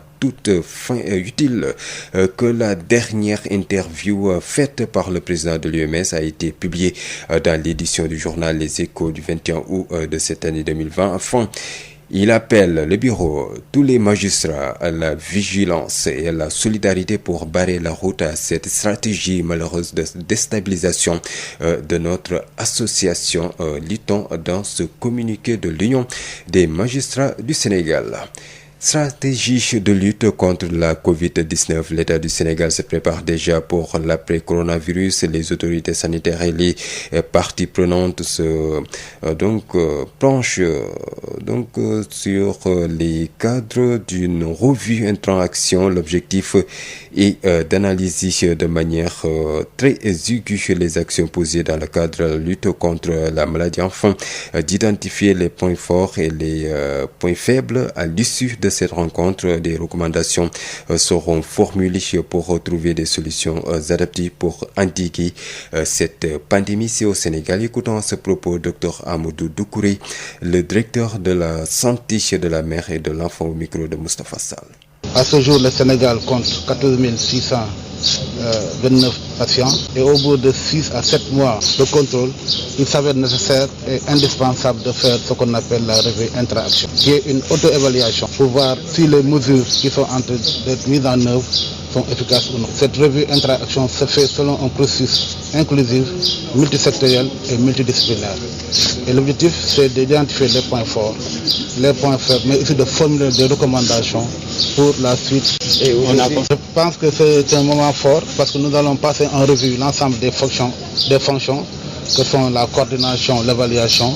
Il y a aussi la surveillance épidémiologique et les portes d'entrée, la communication de risques, la gestion, la logistique, vraiment toutes les fonctions qui ont concouru à lutter contre cette épidémie. Donc nous allons voir ce qui a été fait pendant cette pandémie, mais surtout ce qui devait être fait et n'a pas été fait pour vraiment contrôler l'endémie, mais aussi le retour à la normale post-Covid-19. Vous savez, dès le début de l'épidémie, le Sénégal s'est mis à se préparer depuis le mois de janvier en mettant en place un plan de riposte qui a été validé par le chef de l'État et financé par les fonds domestiques. Donc il y a le fort leadership du chef de l'État, mais aussi les mesures prises en termes de couvre-feu, en termes d'état d'urgence, en termes aussi d'activités opérationnelles comme la décentralisation des laboratoires, la prise en charge des cas à un moment donné. Donc tous ces facteurs réunis ont permis de classer le Sénégal à un niveau vraiment très important. Moins de 6% des jeunes fréquentent les structures de santé de la reproduction en conclave à Louga. Les acteurs diagnostiquent les obstacles et mettent en place une plateforme pour rectifier le tir. Lamine Guessaman.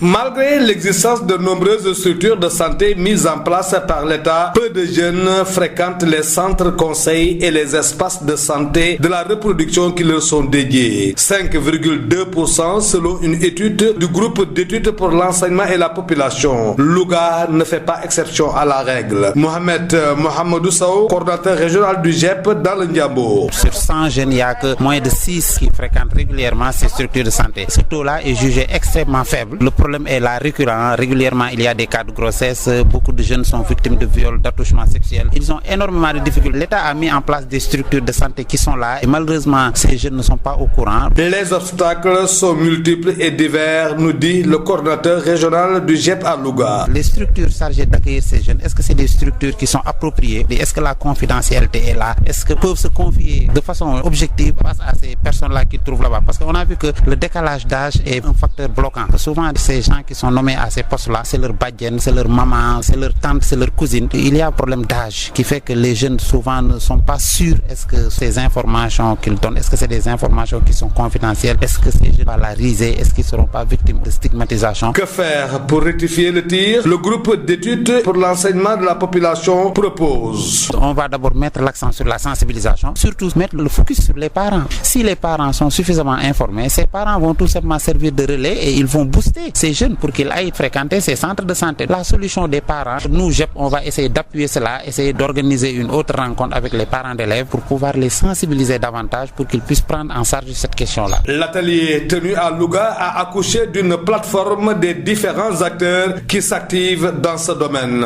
Objectif, faire la promotion de l'utilisation des services de santé par les jeunes et les ados avec l'implication de la communauté et de l'école. Lamine Gueye Saman, Louga, Sud FM. Lamine Gueye Saman, parlons des résultats définitifs du baccalauréat. 40% de taux de réussite au bac cette année avec une belle mention de 200 mentions, dont une mention très bien. La région de Ziguinchor redresse la barre et affiche des performances meilleures que celles de l'année dernière. Ignace Dey.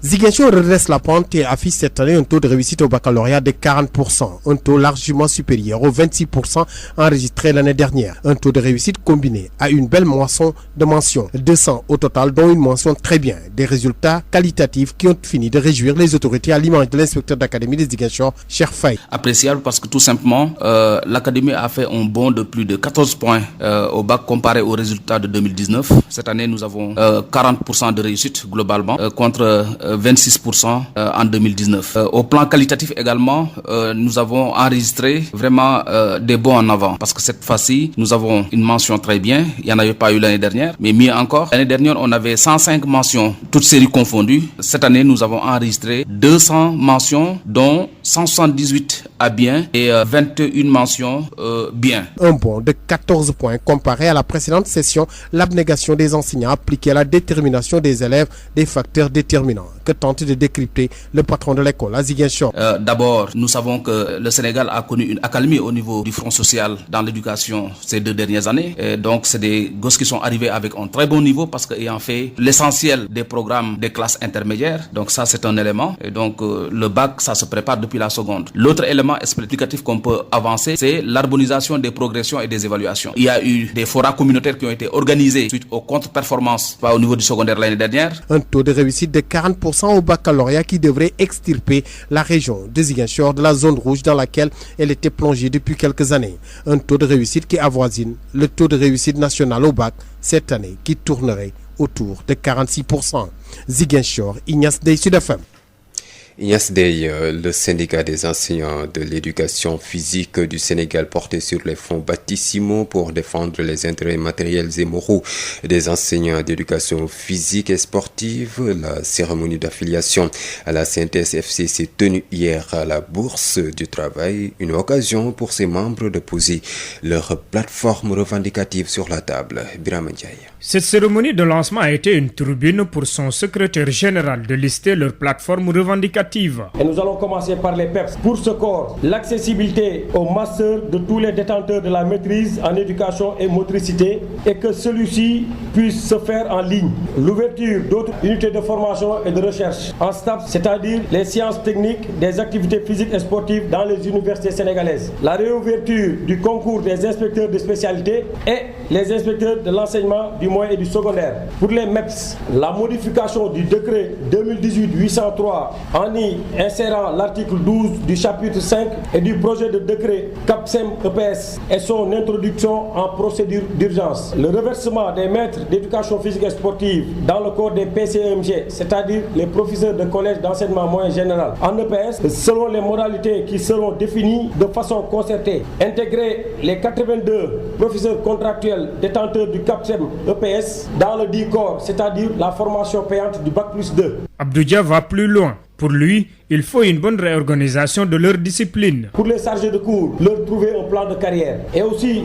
l'harmonisation du coefficient qui doit passer à 2 dans les cycles moyens et secondaires entre les enseignements apprentissages et l'examen du baccalauréat. L'augmentation du crédit horaire de l'EPS de 3 heures, voire 4 heures, selon les niveaux d'enseignement. Affilié à la CNTS, Force du Changement, son secrétaire général leur promet un accompagnement dans la lutte et dans la formation de leurs membres. Cheikh Diop. Pour leur dire que nous serons ensemble dans le combat que vous êtes en train de mener et que vous aurez aussi à mener sur la base de la plateforme que vous venez de lire. Nous sommes également engagés à vous accompagner dans la formation syndicale. C'est à l'issue de leur congrès constitutif tenu le 25 avril dernier que le syndicat des enseignants d'éducation physique et sportive a vu le jour. Le CEPS s'engage à prendre en main la résolution progressive de tous les problèmes spécifiques des enseignants d'EPS et tient à informer les autorités de tutelle, les enseignants d'EPS ainsi que l'opinion publique son affiliation à la CNTS Force du Changement.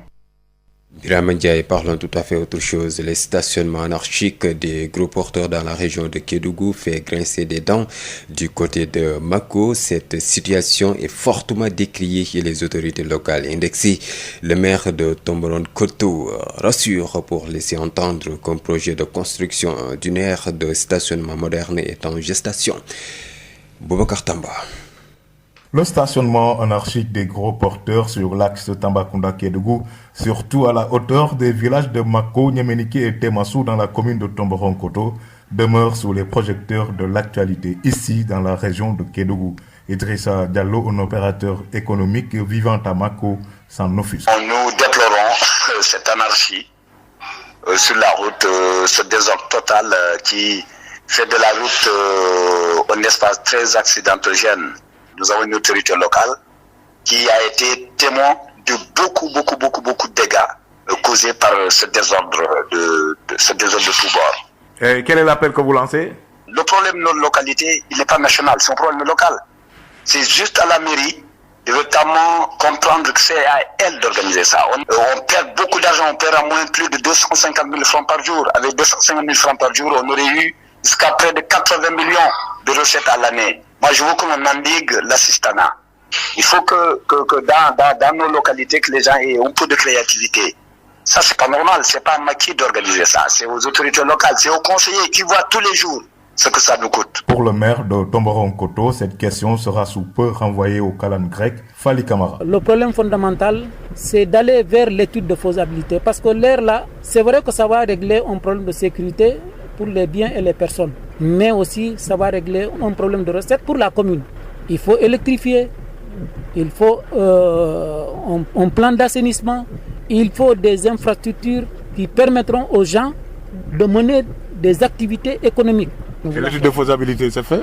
L'étude de faisabilité, il est en cours. Boubacar Tamba Kédougou, Sud FM. Un nouveau camp militaire est implanté à Nemanding dans la commune de Toubacouta pour répondre aux défis multiformes, le banditisme, le terrorisme et les crimes transfrontaliers. Le ministre des Forces armées a procédé hier mardi à l'inauguration de ce cantonnement militaire. Goursar.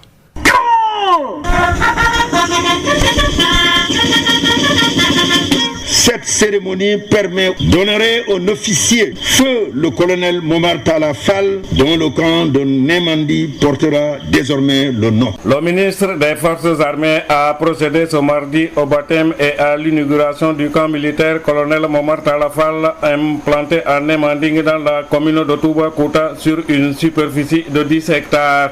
La construction de ce nouveau cantonnement militaire traduit la volonté politique du chef de l'État dans le cadre de la montée en puissance de l'armée sénégalaise pour répondre aux défis multiformes, le banditisme, le terrorisme et les crimes transfrontaliers. Maître Sidiki Kaba a exhorté les populations de toute la région de Fatick à collaborer avec les soldats du 23e bataillon de reconnaissance et d'appui pour assurer leur sécurité. La dégradation de la situation sécuritaire dans notre sous-région, marquée par le terrorisme et la criminalité transnationale, organisée nous commande d'agir par le renforcement de notre veille et la préparation d'une riposte appropriée. C'est à ce prix que nous pourrons assurer notre mission régalienne de défendre l'intégrité du territoire et d'assurer la sécurité des populations et de leurs biens. L'implantation de ce camp est une réponse au besoin de densifier le maillage territorial des unités et de consolider la protection du sanctuaire national et des populations conformément à la volonté du président de la République Macky Sall, chef suprême des armées. Le gouverneur de Fatick, les autorités militaires locales et les populations ont pris part à la cérémonie. Le ministre des Forces armées s'est enquis aussi de l'état d'avancement des travaux de réhabilitation des anciens locaux de l'ENSOA au camp semi-humide de Kaolack et des travaux de l'aéroport militaire de Kahone. Ngor Sarr, Fatick, Sud FM. Voilà Maria, c'est la fin de cette édition d'information. Merci à vous Babacar Sam, 8h sur nos ondes. Tout de suite, El Hadj Maodo Faye. Sud FM. Il est 8h. juróomi waxtu ci Sud FM seen rajo ni ma leen ko waxee léegi rek ki nga xam ne moo di Hadj Maodo Faye mooy daal di teew ngir xibaar yi ñaareel bi pàcc mu mel ni nag Hadj Maodo fële ca Thiès hôpital bi dafa mel ni inondation yi dañoo tàggatémbe liggéey bi noonu. tàggatémbe waaw wax nga dëgg. neel waaw rek. nee naa waaw tàggatémbe kay mooy lu demul dikkul c'est vrai. demul dikkul maa ngi lay ziar bu baax. maa ngi lay ziar bu baax dëgg la ci asalaamaaleykum mbokk yi ci hôpital boobu ñu duppee Amadou Sakhir Ndiéguène daanaka ay jumtukaay yu bëree bëri ñu doon xool seen yaram rawatina ak ñi nga xam ne seen yaram day nagam wala yu demee noonu daanaka mënatunoo faju ndax ndox mi waaye nag itam loolu dafa neeñu dafa yàgg am ba kenn sax ci ñooñu nga xam ne ñoo gàddu tawat joojule di Serigne Saliou Sall am na ay kàddu yu mu dénk suñu natango bu ñu fa toogal di Babacar Ndaw ñu déglu ko. ñun dañoo defoon opération boo xam ne ñu ko defoon en 2017 mais première séance su massage yi amoon fii lañ ko defee ci Terre des Hommes yàlla dogal bi bon bi jeexee depuis boobu ba tey gis nañ ni état de santé bi na mu waroon a def defu ko bi ñu defaatee IRM bi ñu santoon pour médecin bi sant ñu ko ñu def ko bi ñu ko génnee gis nañ ni dafa des mu bindalaatoon ñu beneen bon séance de massage yu ñu war a def mais j'ai vu que à ma grande surprise bi ma ñëwee tey pour jël si rendez-vous ñu ne ma kenn nekku fi kenn liggéeyu bi ma laajee lu tax ñu ne ma parce que bâtiment yi mooy seen te depuis des années ne ñu ngi koy déclaré mais amuñu ci benn satisfaction ñu gis ni dëkk bi fi mu toll waratuñoo toll foofu toll ci feebar bëgg a faju munoo faju du yoon non seulement waxuma la dara ku nekk xam na ne Thiès ne ndox mi mel nii ak fii 2017 man nii laa ko bàyyi woon ba tey te bi ma dikkaatee amaatul beneen changement waxuma la ndox mi senn mais moom moytul sax bâtiment yi mooy wàcc ci far malade yi benn yoon buñ ko defarul te lii dafa ñaaw ci dëkk bu toll ni Thiès feebar bi doonul loo xam ni ci Terre des Hommes la rek mais hôpital régional d'une manière générale moo feebar corona bi ñuy wax hôpital bi ko gën a corona wallahi lazim da ngay gis malade bu ñëw sax war a feebar non seulement ñi ko war a accueillir duñ ko yërëm urgence de ba nii may waxee ak yow waxuma la dara mais boo fa amoon malade dugg fa da sa yaram day daw amul ay lal yu ñu tëral malade yi amul ay dara amul dara prise en charge bi ci war sax du ci am mais loolu lépp li koy waral mooy ñàkk a jaar yoon bi nga xam ne hôpital bi jaar na ko yoon parce que tey hôpital régional li fiy dugg ci xaalis bu fekkee lépp mi ngi ci keesu état yi war nañ ko mën a defaraat mu demaat ci biir kii bi ñun fi mu toll nii bokk na ci li ñu gën a rey muy décentralisation bi nga xam ne def Ablaye Wade indil nañu ko parce que ku nekk xam na ni mairie fii compétence bi ci war a am dëgg-dëgg dafa des te Thiès ñi ngi dund jafe-jafe yu mel noonu ak suñuy maire koo xam ne yaakaarul woon doon maire ñu xëy def la maire dootoo xam yow sa préoccupation lan la li ngay yittewoo mooy ndaka ngay def ba jekk ëllëg yàgg sa njaboot parce que fii ñi fal maire ku nekk xam na seen situation dem nga xool seen situation tey ni ñu yitteele seen bopp nag ba mën a jekk buñ ko yitteewoon askan wi suñu dëkk bi dépassé foofu ministre de la santé mu dañ koy ñaan rek comme moom moo yor lépp lii ñuy joytu nii na ko bañ a soofantal mu def ci lim ci war a def ñëw gëstu situation hôpital régional bu Thiès mu dugal ci loxoom duut baaraam situer les responsables kenn ku ci nekk ñu xool li nga ci def ak li nga ci warul def ñu ñeme ko wax la ko pour muy njariñ loo xam ne njariñu waa Thiès lay doon njariñu hôpital régional bu Thiès.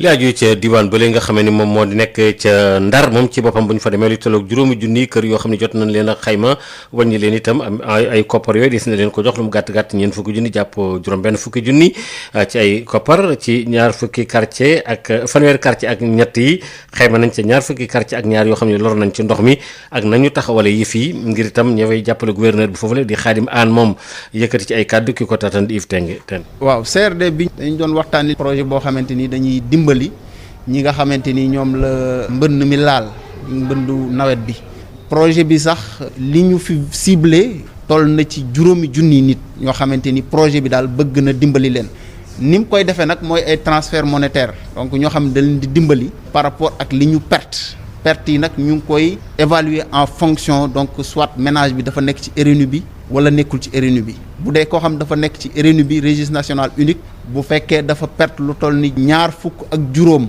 ci li nga xam moom la am ci koom-koom donc dañ koy jox 200 000 bu fekkee li mu perte dafa tolloog juróom-ñaar fukk ak juróom dañ koy jox lu toll ci 300 000 francs CFA maanaam bu dee ki nga xam ménage bi nga xam nekkul ci RNU kooku it am na loo xamante ni luñ ko war a jox donc projet bu am solo la tey jii am na fi may wax ak yéen ni toll na ci lu toll en tout cas 2800 et quelques personnes yoo xamante ni recensé nañ leen ci région Saint-Louis recensement bu nag xañ na jeexagul am na ci ñeneen ñoo xam xañ na mën nañ cee yokk war nañ cee dolleeku mais fi mu nekk nii donc loolu en tout cas am nañ ko ci xayma et que ñooñu dinañ leen jàppale.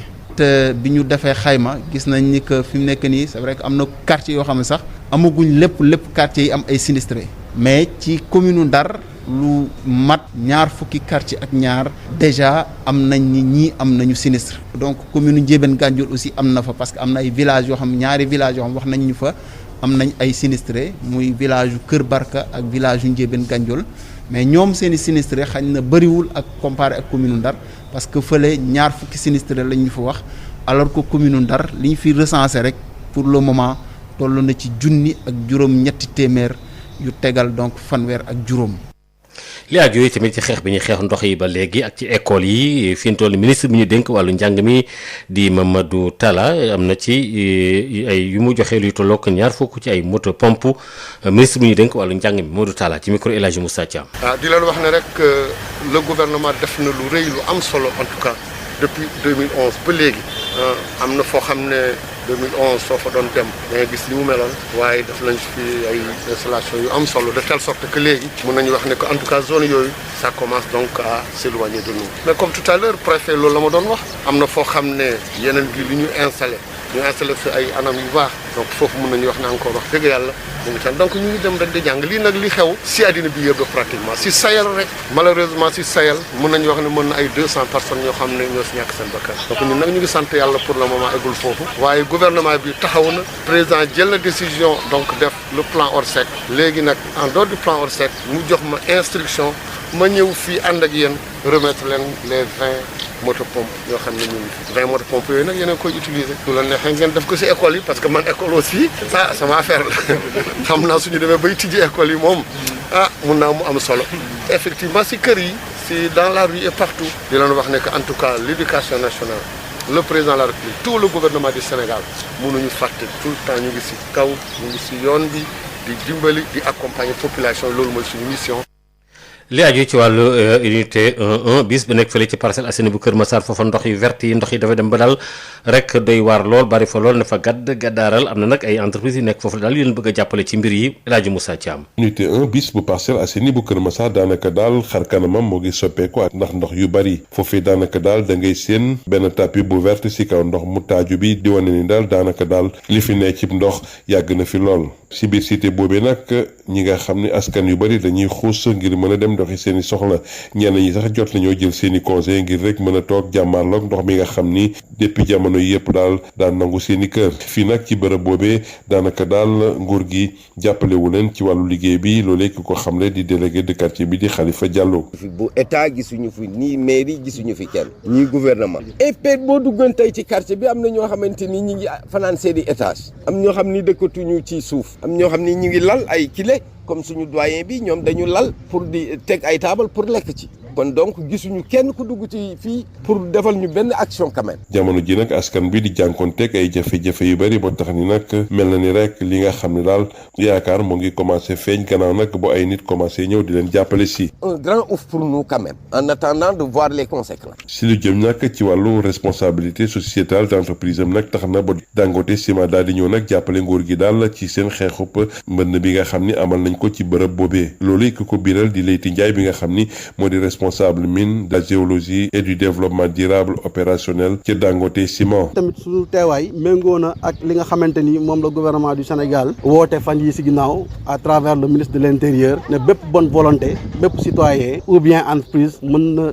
góorgóorlu apporter soutien pour dimbali population yi nekk en difficulté donc pour ces inondations. daanaka benn motopompe boo xam ne daal capacité am 500 mètres cube heure lañ fa teg ingénieur bi lee sax mu ngi xam ne daal boo moyet bu dara soppeekuwul fekk semaine daal dinañ régler situation bi ni ki mel. pompe de dénoyage la pompe boo xam ne wala moom mooy wàccee niveau ndox capacité am mu ngi nekk juróomi téeméeri mètre cube ci waxtu wu ne donc pompe bu am doole la wàññi ndox niveau ndox bi ba nit ñi mën a génn seen kër dox seen soxla comme niñ ko daan. askan bu yeewoo ca Parcelles Assainies unité 1 bis nag commencé woon nañu rek di wane mbégte gannaaw nag boo moto bi tàkkee nag di daal di sànni ndoxam ci yeneen bërëb yi nga xam ni daanaka daal dañ ko jagleel pour muy daloo ndox moomee ci teewaay ñi nga xam ni ñoo yor wàllu mbënd mi ci gox bi lee El Hadj Moussa Thiam fii ci Parcelles Assainies Kër Massar pour rajo Sud FM. Assemblée nationale dañu daal di samp benn mission d'information boo xam ne bi dañ koo jëmale ci lépp loo xam ne aju na ci lu aju maanaam aju na ci wàllu ndox mi ak itam ci banlieue bi feek ay fan ci kanam ñu fas yéene koo daal di amal Amadou Moustapha Dieng. Assemblée nationale dina taxawal ci fan yi di ñëw benn mission d'information ngir leeral lu ngatu lépp lu jëm ci wàllu mbënd mi ak it plan bi nga xam ne taxawal nañ ko fii dubbee ko plan décennal de lutte contre les inondations plan boobule waroon xeex mbënd mi diiru fukki at fii ci réew Sénégal mission boobule war na taxawal benn rapport boo xam ne gën ngaa yéex fanweeri fan ak benn ci weeru octobre 2020 war na ko jébbal njiitu réew mi te boobule rapport dina ci tënk li mu jot a saytu rawatina it ay digle ñeel président Macky Sall mission d'information boobule ay député ñoo ko nar a ŋànk fukk ak juróom lañ nar a doon bokk ci kujje gi bokk ci nguur gi majorité bi ak non inscrits yi nga xam ne faruñu fenn bu ñu sampee kuréel googule rek liggéey bi dafay door dem ba fii ak juróom-benni ayu bés yoo xam ne ci la war a liggéey daal di saytu lépp lu jëm ci wàllu mbënd mi moo xam ci ndakaaru la ak ci bépp barab boo xam ne mbënd mi jot na koo laal. ci fàttali mission d'information boobule commission yi nekk ci biir assemblée nationale diggante développement du bokk ci commission développement durable ak transition écologique commission aménagement territoire urbanisme ak habitat ak infrastructure ak commission finance contrôle budgétaire ba ki sax commission santé population affaires sociales ak solidarité nationale yooyu les commissions yépp ñoo nar a séq bi les missions d'information ngir leeral fan la ñu dugal koppar yi nga xam ne tegoon nañ ko fi diiru fukki at ngir xeex mbënd mi fii ci réew Sénégal jaarale ko ci plan décennal de lutte contre les inondations.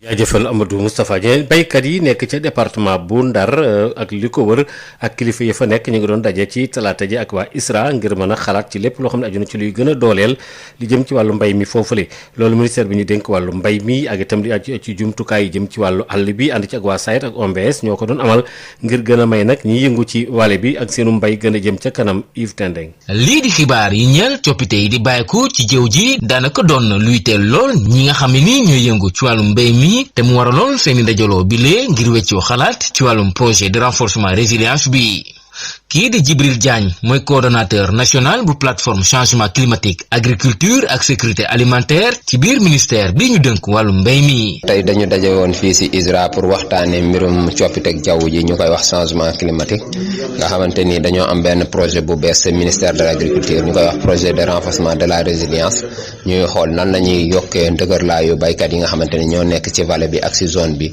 pour accroître seen résilience face au changement climatique. projet bi wax ñu ci projet bi exactement. waaw taxawaayu projet bi moom projet bi dañuy wax ci zone d'intervention bi mooy fi nga xamante ni fa la projet bi nar a samp mu nekk ci juróomi département ñu commencé ko ci département de Saint-Louis Dagana Matam Podor ak Kanel. muy projet bu nga xam ne ni dina jëriñal lool ñi nga xam ne ni ñooy yëngu ci wàllu mbéy mi ci diwaanu vallée bi ci xalaatu kii di Moustapha Lo mi nga xam ne ni moo jiite division gestion eau ak environnement ci biir kuréelu SAED. projet boobu wax dafa ñëw maanaam ci waxtoon ndax fi mu toll nii ñëpp seetlu nañ ni taw bi bari na te tàngoor bi day yokku donc yooyu yëpp buñ ko boolee maanaam ci wàllu jaww jeeg yëpp maanaam daal mel na ni am na lu xew te luy xew nag dañ ko war a mën a saytu léegi nag ci wàllu projet bi day ñëw nag di joxe maanaam ay xibaar ci wàllu climat. tey jii bi la lël daanaka day ñëw rek ndar képp lël yi nga xam ne nii waa cellule nationale OMVS OMVG yàgg nañ ko tëral fii ci bët gànnaar te kii di Moussa Bert moo leen fa teewaloon. tey jii nii dañoo nekk ci rencontre bu nga xamante ne daanaka moom moo nekk dernière étape mission bi ñu commencé depuis Kanel ba Saint-Louis. ki doon jokkoo ak yéen fii ci Saint-Louis Yves Tendeng Sud FM. ñu ngi lay jaajëfal bu baax a baax ki fi jiite woon athlétisme di kii nga xamee ne moom moo di Lamine Diack tey jii nag la ay mbiram di leer ci atte bi ñu ko atte gannaaw ban amee yu nu ko tuumal Odile Minkilaan. justice France di ko toppee wàllum ger ak dopage ci ay athlètes ki fi nekkoon njiitalu fédération internationale bu athlétisme di Lamine Diack tey lay xam fan lay mujj ak yoon. ci procès bi ñu doon amal ci weeru juin bi ñu weesu procureur yi dañoo newoon nañ ko tëj ñeenti atu kaso daal di ko teg ab daan boo xamante ne toll na ci 227 millions ci suñu koppar. Lamine Diack weetul ci mbir mi le ndax doomam bi di Pape Massata Diack ñu ngi koy topp itam ci lu ni mel moom mi nga xamante ne moo fi yoroon marketing bu I2AF ñu def ko mandat d'arrêt international. Pape Massata Diack dafa bañ a wuyu ji procès bi nga xamante ne ñu ngi ko doon amal ci weeru juin bi ñu weesu mu des Dakar nag ñu daal di ko jugé ci loo xamante ne moom teewu fa. Pape Massata Diack moom daanaka daan bu métti bi lañ ko yen ndax juróomi atu kaso le procureur yi wax naka noonu ñu teg ko ab amandu 227 millions ci suñu koppar niñ ko defee ak papam moom Pape Massata Diack ñi di ko toppee wàllum ger blanchiment en bande organisée naka noonu recel d'abus de confiance. ci lundi bi ñu weesu nag Pape Massata Diack dafa weddiwaat ba mu set wecc lii nga xamante ne ñu ngi ko koy toppee nee na nag dañ ko singale ci mbir mi te du ci lenn. ci wàllu xeex bi ñuy xeex Covid 19 bi fii nu toll nii kilifa yi yëngu ci wàllu wér-gi-yaram am na ci ñooñ daal ñu ngi taxaw rek di xalaat gannaaw boo xamee ni itam ñu ngi gannaaw bu fi mbas mi jógee ak itam xool itam lépp loo xam ni rek jëm na ci jëf yu nu war a mën a def war ko mën a teg léegi xeex ko maladie bi mu daal di gaaw jeex itam ak itam xooli tomb yi nga xamee ne moo ci am doole gi ci ñàkk doole maanaam ci ndaje moo xam ne ñu ngi ko doon amal jëmale ko rek ci xool saafara suñu mën a am ba mën a daal di dànk rek tawat ji yëpp mu daal di jeex tàkk docteur Amadou Doucouré mi yore directeur bi jël wàllu santé ci way jigéen ñi ak njaboot gi waxtaan ak Moustapha Sall. xayma la bu ñuy def te xayma bu ñu koy def dañu woo acteurs yëpp ñi nga xam dañu bokk ci xeex mbas bi donc danañ woo secteur ministériel waa présidence ñu ngi fi cellule interministérielle waa Haut Conseil sécurité mondiale bu secrétaire général gouvernement bi mu ngi fi donc secteur yëpp ñoo ñëw ñu xayma li ñuy wax ay fonction nag dafa am loo xam ne ay pàcc nan dinañu évaluer li ñuy wax coordination bi dinañu wax li ñuy évaluer li ñu xam communication bi dinañu xayma aussi prise en charge des cas dinañu xayma aussi li ñuy wax surveillance donc ay fonction la yoo xam ne dañu koy jël évaluer ko bu nekk dinañ wax avant mbas bi di ñëw lan moo fi nekkoon bi mbas bi ñëwee aussi lan lañ jot a def bi mbas bi ñëwee aussi lan la ñu war a def te defuñu ko bi mbas bi ñëwee aussi lan mooy vraiment li nga xam ne moom la ñu war a continuer pour gën a ñëwal xeex bi waaye aussi di formuler ay recommandations pour li def ci xeex bi ñu gën ko lawal waaye aussi ñu xool avec post Covid 19 parce que tamit dañu ñaan yàlla mbas bi jeex te ñu retour à la suñu activité normale loolu lépp dañuy saytu bu ñu paree nag formuler ay recommandations à tous les niveaux yoo nga xam ne dañ ko mën a appliquer di wax ne aussi processus revue interaction da di processus boo xam ne dafay boole ñëpp maanaam inclusif multisectoriel day secteur yëpp ngi fi tey mais aussi dañuy wax multidisciplinaire parce que discipline yëpp yu bëri tey ñu ngi fi ñi nga xam ne dañu bokk ci xeex mbas bi pour vraiment indi seen xalaat pour ñu gën a lawal xeex bi. li aju yi tamit ci wàllu ñuy seeti seeni yaram ci kër docteur ak wàllu faj mi seeni yaram rawatina ak ñi nga xam ne ci wàllu jur gi wala ñuy am doom wala lu mu ci mën a doon rek daal daanaka téeméer bu nekk rek matuñu sax juróom benn ya ca Louga am na ndaje mun fa amaloon ngir xool mbir yooyu le ñoom nag ñu ne daal daañu ci taxaw temm ngir daal jooyantiyaat mbir moomu Lamine Gueye Sama. donte nguuru Sénégal bari na ay béréb yi nga xam ni mi ngi yëngu si wàllu wér-gi-yaram mu jagleel ko ndaw ñi ak waxambaane yi seetlu ñu bari si ñoom duñu di fa dem gëstu bi nga xam ne kuréel gi ñuy wooyee GEP def na ko wane nañu téeméer boo jël si ndaw ñi lu néew juróom benn ñoom ñoo fay dem li wokk yeneen diiwaan yi nag moo xuri Louga Mouhamadou Sow moo jiite kuréel gi ñuy wooyee GEP si région bu Louga. gis nañ ne xale yu bëri boo gisee ñuy ëmb boo gisee ñuy am ay jafe-jafe ci wàllu sëy c'est parce que dañoo amul ay information te nguur gi daf fi teg ay kuréel yoo xamante ne pour loolu la ay jumtukaay yoo xam ne pour ndaw yi la mais malheureusement liñ fay dem bëriwul téeméeru ndaw yoo jël gis nañ ne lii dem di fréquenter matuñu sax juróom benn 5,2% la dafa faible. lu waral lii nag bari na lool ñu déglu si Mouhamadou Sow. gàllankoor yi bokk na ci jeunes yi ñu bëri xamuñu ne structures de santé yooyu pour ñoom la deuxièmement wax nañ ne jumtukaay yi état bi teg foofu jàppandewul xale yi buñ fay ñëw dañ fay fekk ay nit ñoo xamante ne ay mag lañ mën nañ nekk seen bàjjen seen tante mën nañ nekk ñoo xam ne ci koñ bi lañ dëkk te souvent ñooñu dañuy ñëwaat di leen xool di leen juger di leen wax ne yow loo fiy def ak yow lan nga mën a def ba lii dal la stigmatisation yooyu day tax xale yi di ragal ba du ñu dem fréquenter structure de santé yi. ban taxawaay la ñu war a def ngir mbir mi soppeeku JEP am na si xalaat. taxawaay moo yokk sensibilisation bi waaye taxawaay bu gën a am solo bi nga xam ne ñëpp génnee nañ ko nag mooy gën a waxtaan ak waajur yi gis nañ ne tey jii boo gisee xale yi di dem di làqatu di bañ a dem foofu c'est parce que dañuy ragal seen parents yi découvrir xam ne ñoom ñi ngi dox ci ay wàllu sëy ak yooyu donc bu dee tey parent bi moom mooy jàpp loxo doomam wala ànd ak moom rassurer ko defe nañ loolu dana faj lu bëree ñëpp ñi nga xam ne nag ñoom ñooy yëngu si wàllu wér-gu-yaramu ndaw ñi ak waxambaane yi amaloo ñu lël fii si biir Louga ngir seet ban taxawaay lu ñu mën a am ba bépp ndaw di dem si kër docteur yi si ndimbalal communauté bi yëpp waaye itam école yi ki loolu doon jotal xibaar yi fii si Louga Lamine Gueye Samane Sud FM. Lamine Gueye Samane ci wàllu jàng mi baccalauréat bi diwaanu ci Ziguinchor gi yëpp diwaan boobu bu ñu ko wëree ba wërngal kàpp téeméer bi nag ñeent fukk yee jàll nañ am nañ 40% mention ñoo ko fa mu toll nañ ci ñaar téeméeri ndongo Ignace Ndeye. taxawaayu Ziguinchor ren ci wàllu examen baccalauréat nekk na taxawaay bu baax suñu xoolee résultat yi nga xamante ni jot nañ ko am téeméer boo jël ñeent fukk yi am nañu seen lijaasa baccalauréat li ni mel ëpp li nga xamante ni moom la diwaan bi jotoon a am daaw ginnaaw téeméer boo jël daaw ñaar fukk ak juróom-benn yi dong ñoo am seen lijaasa baccalauréat di taux de réussite bi nga xamante ni mun nañ ci toftal tamit ay mention toll na ci ñaari téeméeru mention bien ak à bien bokk na ci sax benn mention très bien bi nga xamante ni Ziguinchor am na ko di ay résultats yu baax yu indi mbégte ci kilifa yi naka noonu inspecteur d'académie bu Ziguinchor Cheikh Faye. di ne résultats yi ren baax nañ parce que suñ ko méngalee ak résultats yi ñu am daaw vraiment baax nañ bu baax a baax parce que am nañ fukki poñ ak ñaar yoo xamante ne ci yokkute ci résultats yi daaw ñu ngi woon ci 26% ren ñu ngi 40% moo tax mooy téeméeri ndongo yoo jël ñeent fukki yi am nañ baccalauréat donc loolu mun nañ wax ne ay résultats yu baax la ci lim bi mais itam ci qualité bi maanaam soo xoolee ci mention yi am nañ ay mention yu bëri daaw lépp amoon nañ téeméer ak juróom mention ak à bien ren am nañ mention très bien muy lu am solo mais itam am nañ ñaar téeméeri mention donc téeméer ak juróom ñaar fukk ak juróom benn mention à bien donc loolu nekk loo xamante itam ci qualité lu am solo la. di ay jéego yi nga xamante ni Ziguinchor def na ko ci wàllu examen bac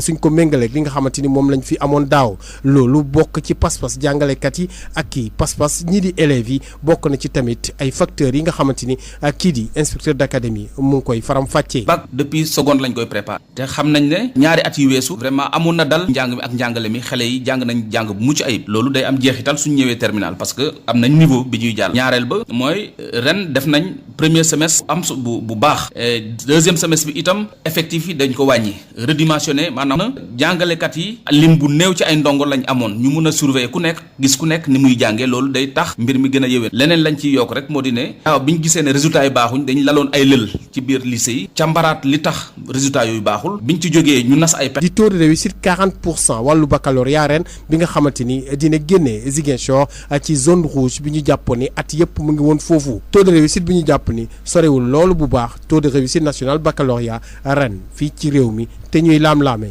mu nekk ci 46% Ziguinchor Ignace Ndeye Sud FM. Ignace syndicat boo xam ne dafa jëm ci jàngalekat yi jëm ci wàllu éducation physique ci wàllu tàggat yaram nga xam ni ñoom ñooy di tàggat gone yi ci ay yëngoog yu demee noonu le am na daal lu ñu taxawal ànd ci ak waa CNTS/FC doon ko amal fële ci bourse du travail Birama Ndiaye.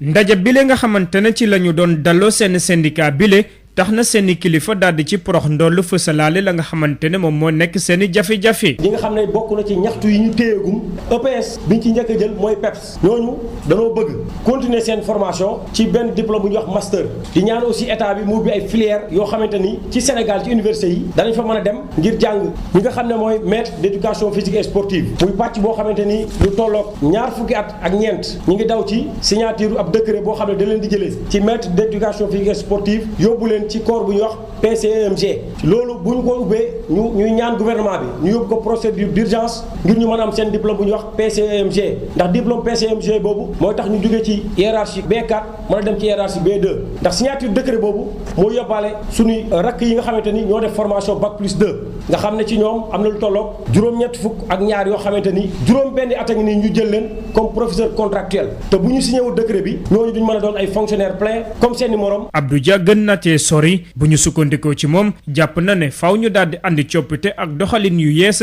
ci seen discipline bile. beneen bi mooy sunu mbokki chargé de cours yi nga dem jàngale ci CM yi wala nga dem jàngale ci ci lycée yi ñooñu amuñu benn plan de carrière ku ci duggee chargé de cours mën ngaa dem ba da nga recruter chargé de cours ngay doon ci loolu bëgg nañ aussi ngir gën a jox gëdd EPS ñu yëkkati coefficient bi mu jàll ci 2 fi may daanele mooy texte yi nga xamante ni ba ñu juddoogul ba léegi nii moo fi ne ngir EPS dañu ne danañu toog càmbar ko ngir changer ko méngale ko jamono ji. ginnaaw bu ñu demee wekku ji ci CNTS force du changement njiitam ba daal dina leen dig ne dina leen gunge ci seen bépp xeex ak it fexe tàggat seeni ñoon Cheikh Diop bu CNTS FC. Pour les accompagner. Nous sommes également engagés à vous accompagner dans la formation syndicale. ndiki seen ndaje bi ñu amaloon ñaar fukki fan ak juróom ci weeru avril gi la ñu génn la ñu daal di taxawal syndicat bi ëmb jàngalekat yu yëngu ci wàllu éducation physique ci mim réew. SEPS nag daal dina fabu jàpp ne nag dina taxawaay gu am solo ci la nga xamante ne moom moo jëm ci xeex gu ñuy xeex seeni jafe-jafe rawatina ña nga xamante ne ñoom ñooy jàngale wàllum éducation physique lu mooy loolu ñoo ngi yëgal askan wi rawatina seeni kilifa ak jàngalekatu EPS le ne niki bésu tey jii ñoo ngi wekku ci ginnaaw CNTS FC. ñu ngi wékku ci gannaaw CNTS FC ci li nga xam ne dafa yitteel wàllu xabaar yi ba léegi ca Tambacounda bu ñu ca demee ci ñi nga xam ne tam ñoo di yore oto yi nekk foofu la di leen faral di tegandi oto yi mag yi camion yi waaye nag itam loolu ay porteur lañ yoo xam ne fu leen nekk rek la ñuy daal di taxaw ca Kédougou mu indi ay tolof ak i benk ñu ngi koy dund ca fële nga xamee ne moo di Mako nag ñoom wax nañu ne rek daal yëf yi dañ ko bëgg daal di jooyantiyaat ndax mbir mi pëccxoo daa mel ne da ci am nag lu ñu fay tabax fi mu toll nii ñu jokkoo ji ci ak suñu natongo bi ñu toogal fële ca Tambacounda di Boubacar Tamba. diggante Tambacounda ak Kédougou moom la ñu bëri di waxtaanee bokk na ci mbirum camion yaay gaare fu ne xawatina ci dëkk yi di Ñemenike Makook Temasu nekk ci commune Tomboronkoto Idrissa Diallo di ab opérateur économique ma fekk baax Mako di ko ñaawul. désordre la bi nga xam ne kenn mënu koo rafet li nga xam ne affaire stationnement auto xam nga loolu du Macky Sall moo koy ñëw faj du gouvernement bi moo koy ñëw faj du benn ministre mais suñu autorité locale mooy ñi nga xam ne ñoo ñu jiite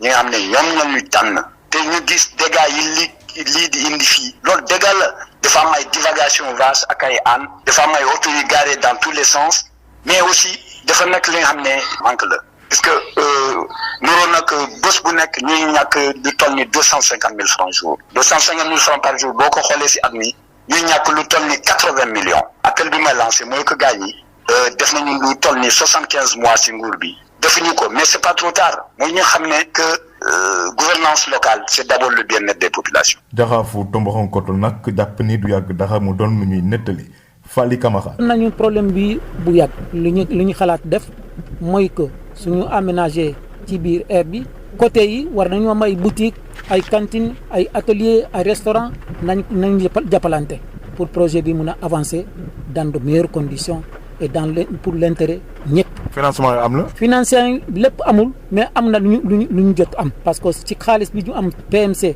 ak fonds d'investissement social am na lu ñu ci programmé peut-être du doy. mun na nekk parce que fi mu nekk nii xamuñu montant bi war a def liggéey bi xamuñu ko mais étude de faisabilité bi mu ngi ci yoon peut-être diggante d'ici un mois war nañu ko am danañu leer ñaata xaalis lañu war a am pour ñu mun a liggéey air bi. Boubacar Tambalonte Jokko fii ci Kédougou rajo Sud FM. Boubacar ñu ngi lay jaajëfal bu baax a baax soxna Maria kon noonu foofu la ñu daal di taxaw. ñu ngi lay jaajëfal bu baax a baax Hadj Maodo Faye dinañu am mbégte àndal ak yow bu 11h jotee ci xibaar yi nga xam ne rek moo ñeel bitim réew incha allah boo ca noppee di nga ànd ak ne moo di Nicolas 28 minutes moo tegu ci li nga xam ne moo di juróom-ñetti waxtu Sud Matin ñuy wéy ànd ak ne moo di Ajaratu Ndeye Mariam Ndiaye li nga xam ne moom la yéenekaay yi xëy tey jële ci àllarba ji fukki fan ak juróom-benn ci weeru septembre 2020. Ndeye Mariam Ndiaye. asalaamaaleykum mbokk yi déglu dal leen ak jàmm dafa mel ni ne Khalifa Sall tàmbaliwaat na nag lépp lu jublu ci wàllu politique ndaxte julikaay bii di Sud Quotidien mi ngi ñee xamal ne yàggul ba ñu ko giseen fële nga xam ne moom mooy ca Grand Yoff mu dem di massawu ñi nga xam ne nag ñoom ñoo loru ci wàllu ndox yu bëri yi nga xam ne moom moo dugg ci seen biir kër julikaay bii di Sud Quotidien di ñu xamalit ne Khalifa Sall ci ab ndaje boo xam ne mu ngi ko doon amale ca mairie bu Dieuppeul Derklé foofu nag la waxoon ay militangam ne moom dina tàmbaliwaat nag di wàcc ci terrain bi bi wante autolikaay bi di Sud Quotidien mi ngi ñuy xamal ne ci wàllu politique de kii nga xam ne nag moom mooy Khalifa Sall moom sax fi mu nekk nii yaakaaram ma ngay tàmbale di yekkeeku ndaxte moom ci wàllu élection yi nga xam ne moom la ñu dëgmal ngir mu nekk ci candidat dina metti ndaxte la ñu lim ci biir constitution bi ne candidat yi dañu ko war a am na benn boo xam ne nag tey jii de Khalifa Sall nag amu ko maanaam daal dañoo war a wax ne ci wàllu yoon waru am benn rëq-rëq boo xam ne nag day feeñ ci biir casier judiciaire am wante jolikaay bi di Sud Quotidien mi ngi ñuy xamal ne ak tëj ga ñu ko tëjoon ci biir kaso te sa mujjantal ga sax ñu génnee ko ndaxte Macky Sall daf ko may lu ñu tuddee grâce présidentielle Khalifa kon am na lenn loo xam ne tey jii mi ngi ci biir casier judiciaire am te loolu mën na kaa indil ay rëq-rëq ci biir jolikaay bi di critique su ñaatango yi di ñaan ngir ñu ñaanal ki nga xam ne de moom mooy Lamine Diack moom mi nga xam ne moom moo jiite woon I2AF tey jii lay xam fan la wànnent di mujjee ki gëtëm jolikaay bi di Sud Quotidien ne kon tey jii Lamine Diack dina xam ndax day wéy ñuy teg ay daan ci kawam wala boog dañuy raxas deram ba mu set wecc li am ba des moom mooy ne doomam bii di Pape Massata Diack moom la ko wóor ba wóor moom la mu gëm moom mooy ne ab complot moom moo am ngir fexe ba tilimal deru baayam wante justice bu réewum France tey jii amul lenn loo xam ne nag day firndeel la ñuy toppee kii di Lamine Diack ñu wax léegi ci wàllu mbënd mi ak tamit yenn ci ay jafe-jafe yoo xam ne moom la indil askanu réewum Sénégal Les Échos du ñu xamal di am na ci lu tolloog juróom-ñaar nit yoo xam ne ñoom ñoo ci ñàkk seen bakken téeméeri kër ak ñaar yoo xam ne dafa yàqu yaxeet ci diggante Dakar ak Thiès fukk ak benn diwaan yoo xam ne mbënd mi sonal na leen ñaar fukk ak juróomi département ak tamit ay junni nit yoo xam ne daal tey ji moom dañoo loru ci wàllu mbënd mi rax ci dolli tamit ndox bi nga xam ne tey ji moom moo fees dell ci biir kër yeeg koñ yeeg gox yi dina tax ba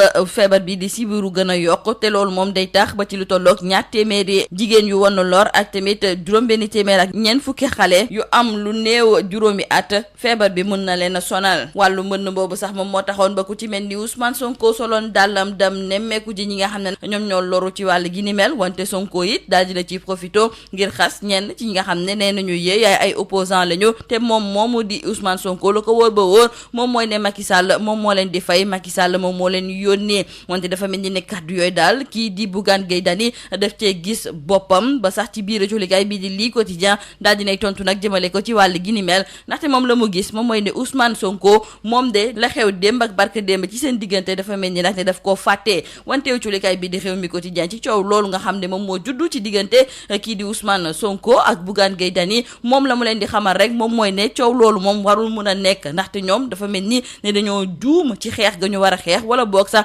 dañoo xamul kan nañu war a mun a xeexal wante l'opposition bi moom li leen war moom mooy doon benn di xàccundoo di dóorandoo wante kay waruñoo féewaloo benn gëstoo ngi nii kuréel bi di AYAC daal di koy def jëmale ko nag ci jafe-jafe yi nga xam ne mbas bi di Covid 19 daal di ñu koy indi fii ci même réew tey jii colikaay bi di 24 heures moom moo ciy jukki di ñu xamal ne lu weesu ñaari millions ci ay sénégalais ñoom de mbas bi tax na ba fu mu nekk nii ñu ndóol mbas boobu sax moom moo taxoon ba yenn ci ay matuwaay ak jumtukaay ñu jëloon ko nag ci wàllu dem ak dikk bi colikaay bi di tribune mi ngi ñee xamal ne léegi moom dafa mel ni ne matuwaay yooyu yëpp daal la ci ëpp dindi nañu ko ndaxte léegi ci biir car rapide yeeg njaganjaay yeeg taxi yi may nañu leen nag ñu jël place yëpp maanaam daal toog ak taxaw yëpp may nañu leen ko wante li nga xam ne nag moom moo dul deñ moom mooy di sol sa masque Souleymane Téligoté mu daal di jiite kuréel bi di UMS kuréel bi ëmb magistrat yi nekk fii ci biir réew mi tey ji ñoo ngi koy xaar ci kanamu inspection générale de l'administration judiciaire la ko waral nag colikaay bi di laas mi ngi ñuy xamal ne kenn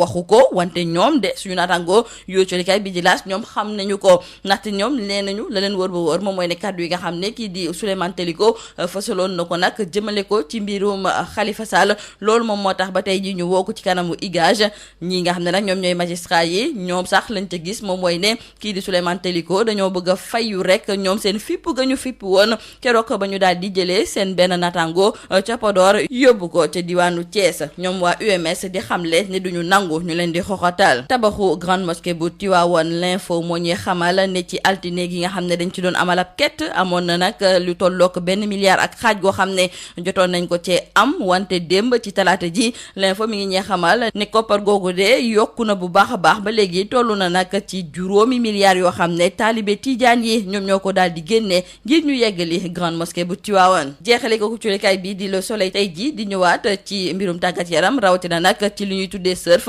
di ab tàggat yaram goo xam ne dañu koy def ci géej gi su fekkente ne sax fii nga xam ne nag moom mooy ci biir Sénégal Sénégal nekkul nag loo xam ne dañu koy faral di amal wante dañoo ràññee ne léegi nag am na ñu bëri ñoo xam ne dinañu def li ñuy tuddee surf ñi nga xam ne nag ñoom ñooy góor yi ñoom ñoo koy gën a def wante jigéen yi it ñu ngi ci dugg ndànk-ndànk suñu naataango yi sax seq nañ ci waxtaan ak Imane Signalé nekk championne du Sénégal ci wàllu surf bu atum 2016 lii moo nekkoon mbokk jullikat yi li gën a fës ci biir ëtulikaay yi ñu leen di ñaanal njeextalu bës ak jàmm.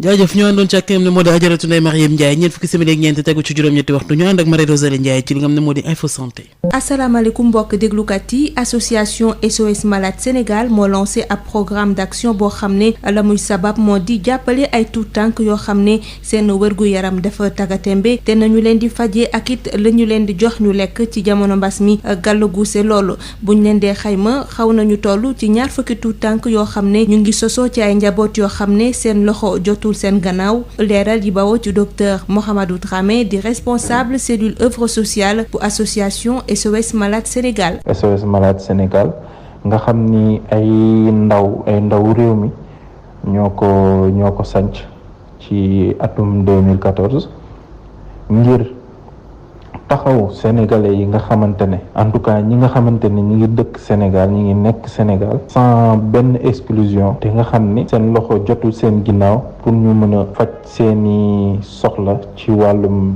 wér-gu-yaram. jamono ji nga xam ni jàngoro bi ñuy woowee coronavirus mi ngi lëmbee àdduna et notamment Sénégal gi ñu nekk ñun ndawi SOS Malade Sénégal dañu ni kat nañu indi wàll ci xeex mi jàppale suñu askan nu ñu nar a jàppalee suñu askan mooy ñun dañu ni comme feebar mi dafa sonal tout tànk yeeg mag yi nga xamante ne seen wérgu yaram demeewut noonu ñi ngi ànd ak ay feebar yoo xamante ne feebar yu metti la wala feebar yoo xamante ne feebar yu dëkk la luy mel ni feebaru xol feebaru deret bi ñuy woowee drépanocytose feebaru sida ak yeneen xeeti feebar yi nga xamante ne mën na gàllankoor bu baax a baax wérgu yaramu nit ki waaye ñun nag nañu des ci tout tànk yi nga xam ni dañ leen di fàtte souvent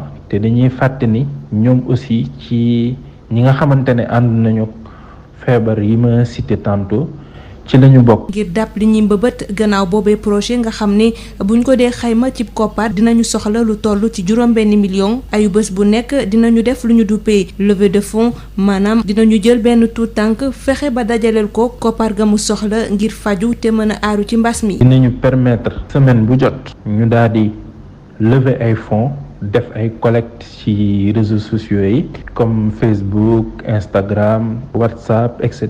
fépp foo xamante ne nit ñaa ngi fay fréquenter pour ñu mën leen a présenter chaque semaine benn xale moo xam ne dañ leen di wax lii ak lii mooy jàngoroom bu ko defee nit ñi gis ko mën ñu see jàppale ñu daal di dajale somme 300 000 pour chaque xale permettre ko ay waajuram ñu mën au moins lu mu néew di mën di jënd garab yi di leen koy jox di leen jox aussi lu ñu lekk di leen mën a jëndal masque ak gel boo xamante ne dinañu mën a protéger seen bopp ba nga xam ni feebar bi du dugg mais aussi en même temps dina leen permettre seen feebar gi ñu nekkal bañ leen sonal ndax ñëpp xam nañ ni feebar mi crise économique bu mu indi ci àdduna mi rawatina ci réew mi ñu nekk nga xamante ne réewum néew di doole la. waaw te ñenn ñi seen loxo jotu seen ginnaaw te ñu yor ay doom yoo xamante ne feebar yooyu dal na leen ñu daal di leen permettre ñu génn ci situation boobu mën a ñoom aussi gérer pandémie bi loolu daal mooy suñu mbëbët. te ci loolu ñi ngi ci ànd ak ñaari association benn ñoo xamante ni ñoom it ci wàllu woowu la ñuy yëngu wàllu wér-gu-yaram ak wàllu social comme équipe bénévolat ak luttons contre l'indiscipline au Sénégal. suñu projet bi boo xayma lépp mi ngi toll ci 6 millions yi boo ko jëlee dina mën a jàppale lu toll ci 20 enfants maanaam ñaar fukki xale yoo xamante ne am nañ mbëbët nii bu ñu dajalee 6 millions yooyu noonu dinañ leen mën a jàppale ci seen wérgu yaram ñi ngi woo bépp sénégalais boo xamante ne bonne volonté nga sa loxo jot na ginnaaw et aussi bépp partenaire boo xamante ne mën na jàppale SOS Malade Sénégal ci xeex mi ñu nekk. mbokk déglukat yi fii la ñu yem ak yéen di leen ñaanal bésu jàmm. jërëjëf Marie-Rosalie Ndiaye ci loolu nga xam ne moo di journal de la santé foofee la ñuy jaaree sax joxante dig daje suba incha allah jaajëfal seen cuun mi nekkoon ci wàllu xarala gi. Remercier toute la rédaction qui reviendra à 9h pour un bref survol de l'actualité. Juste après, vous aurez Nicolas dans Ndekili. Merci encore une fois de nous avoir reçus. Ça a été un plaisir de vous servir. Maria Robé, j'étais devant ce micro. Demain, incha allah 6h30, on se retrouve pour un nouveau numéro de Sud Matin.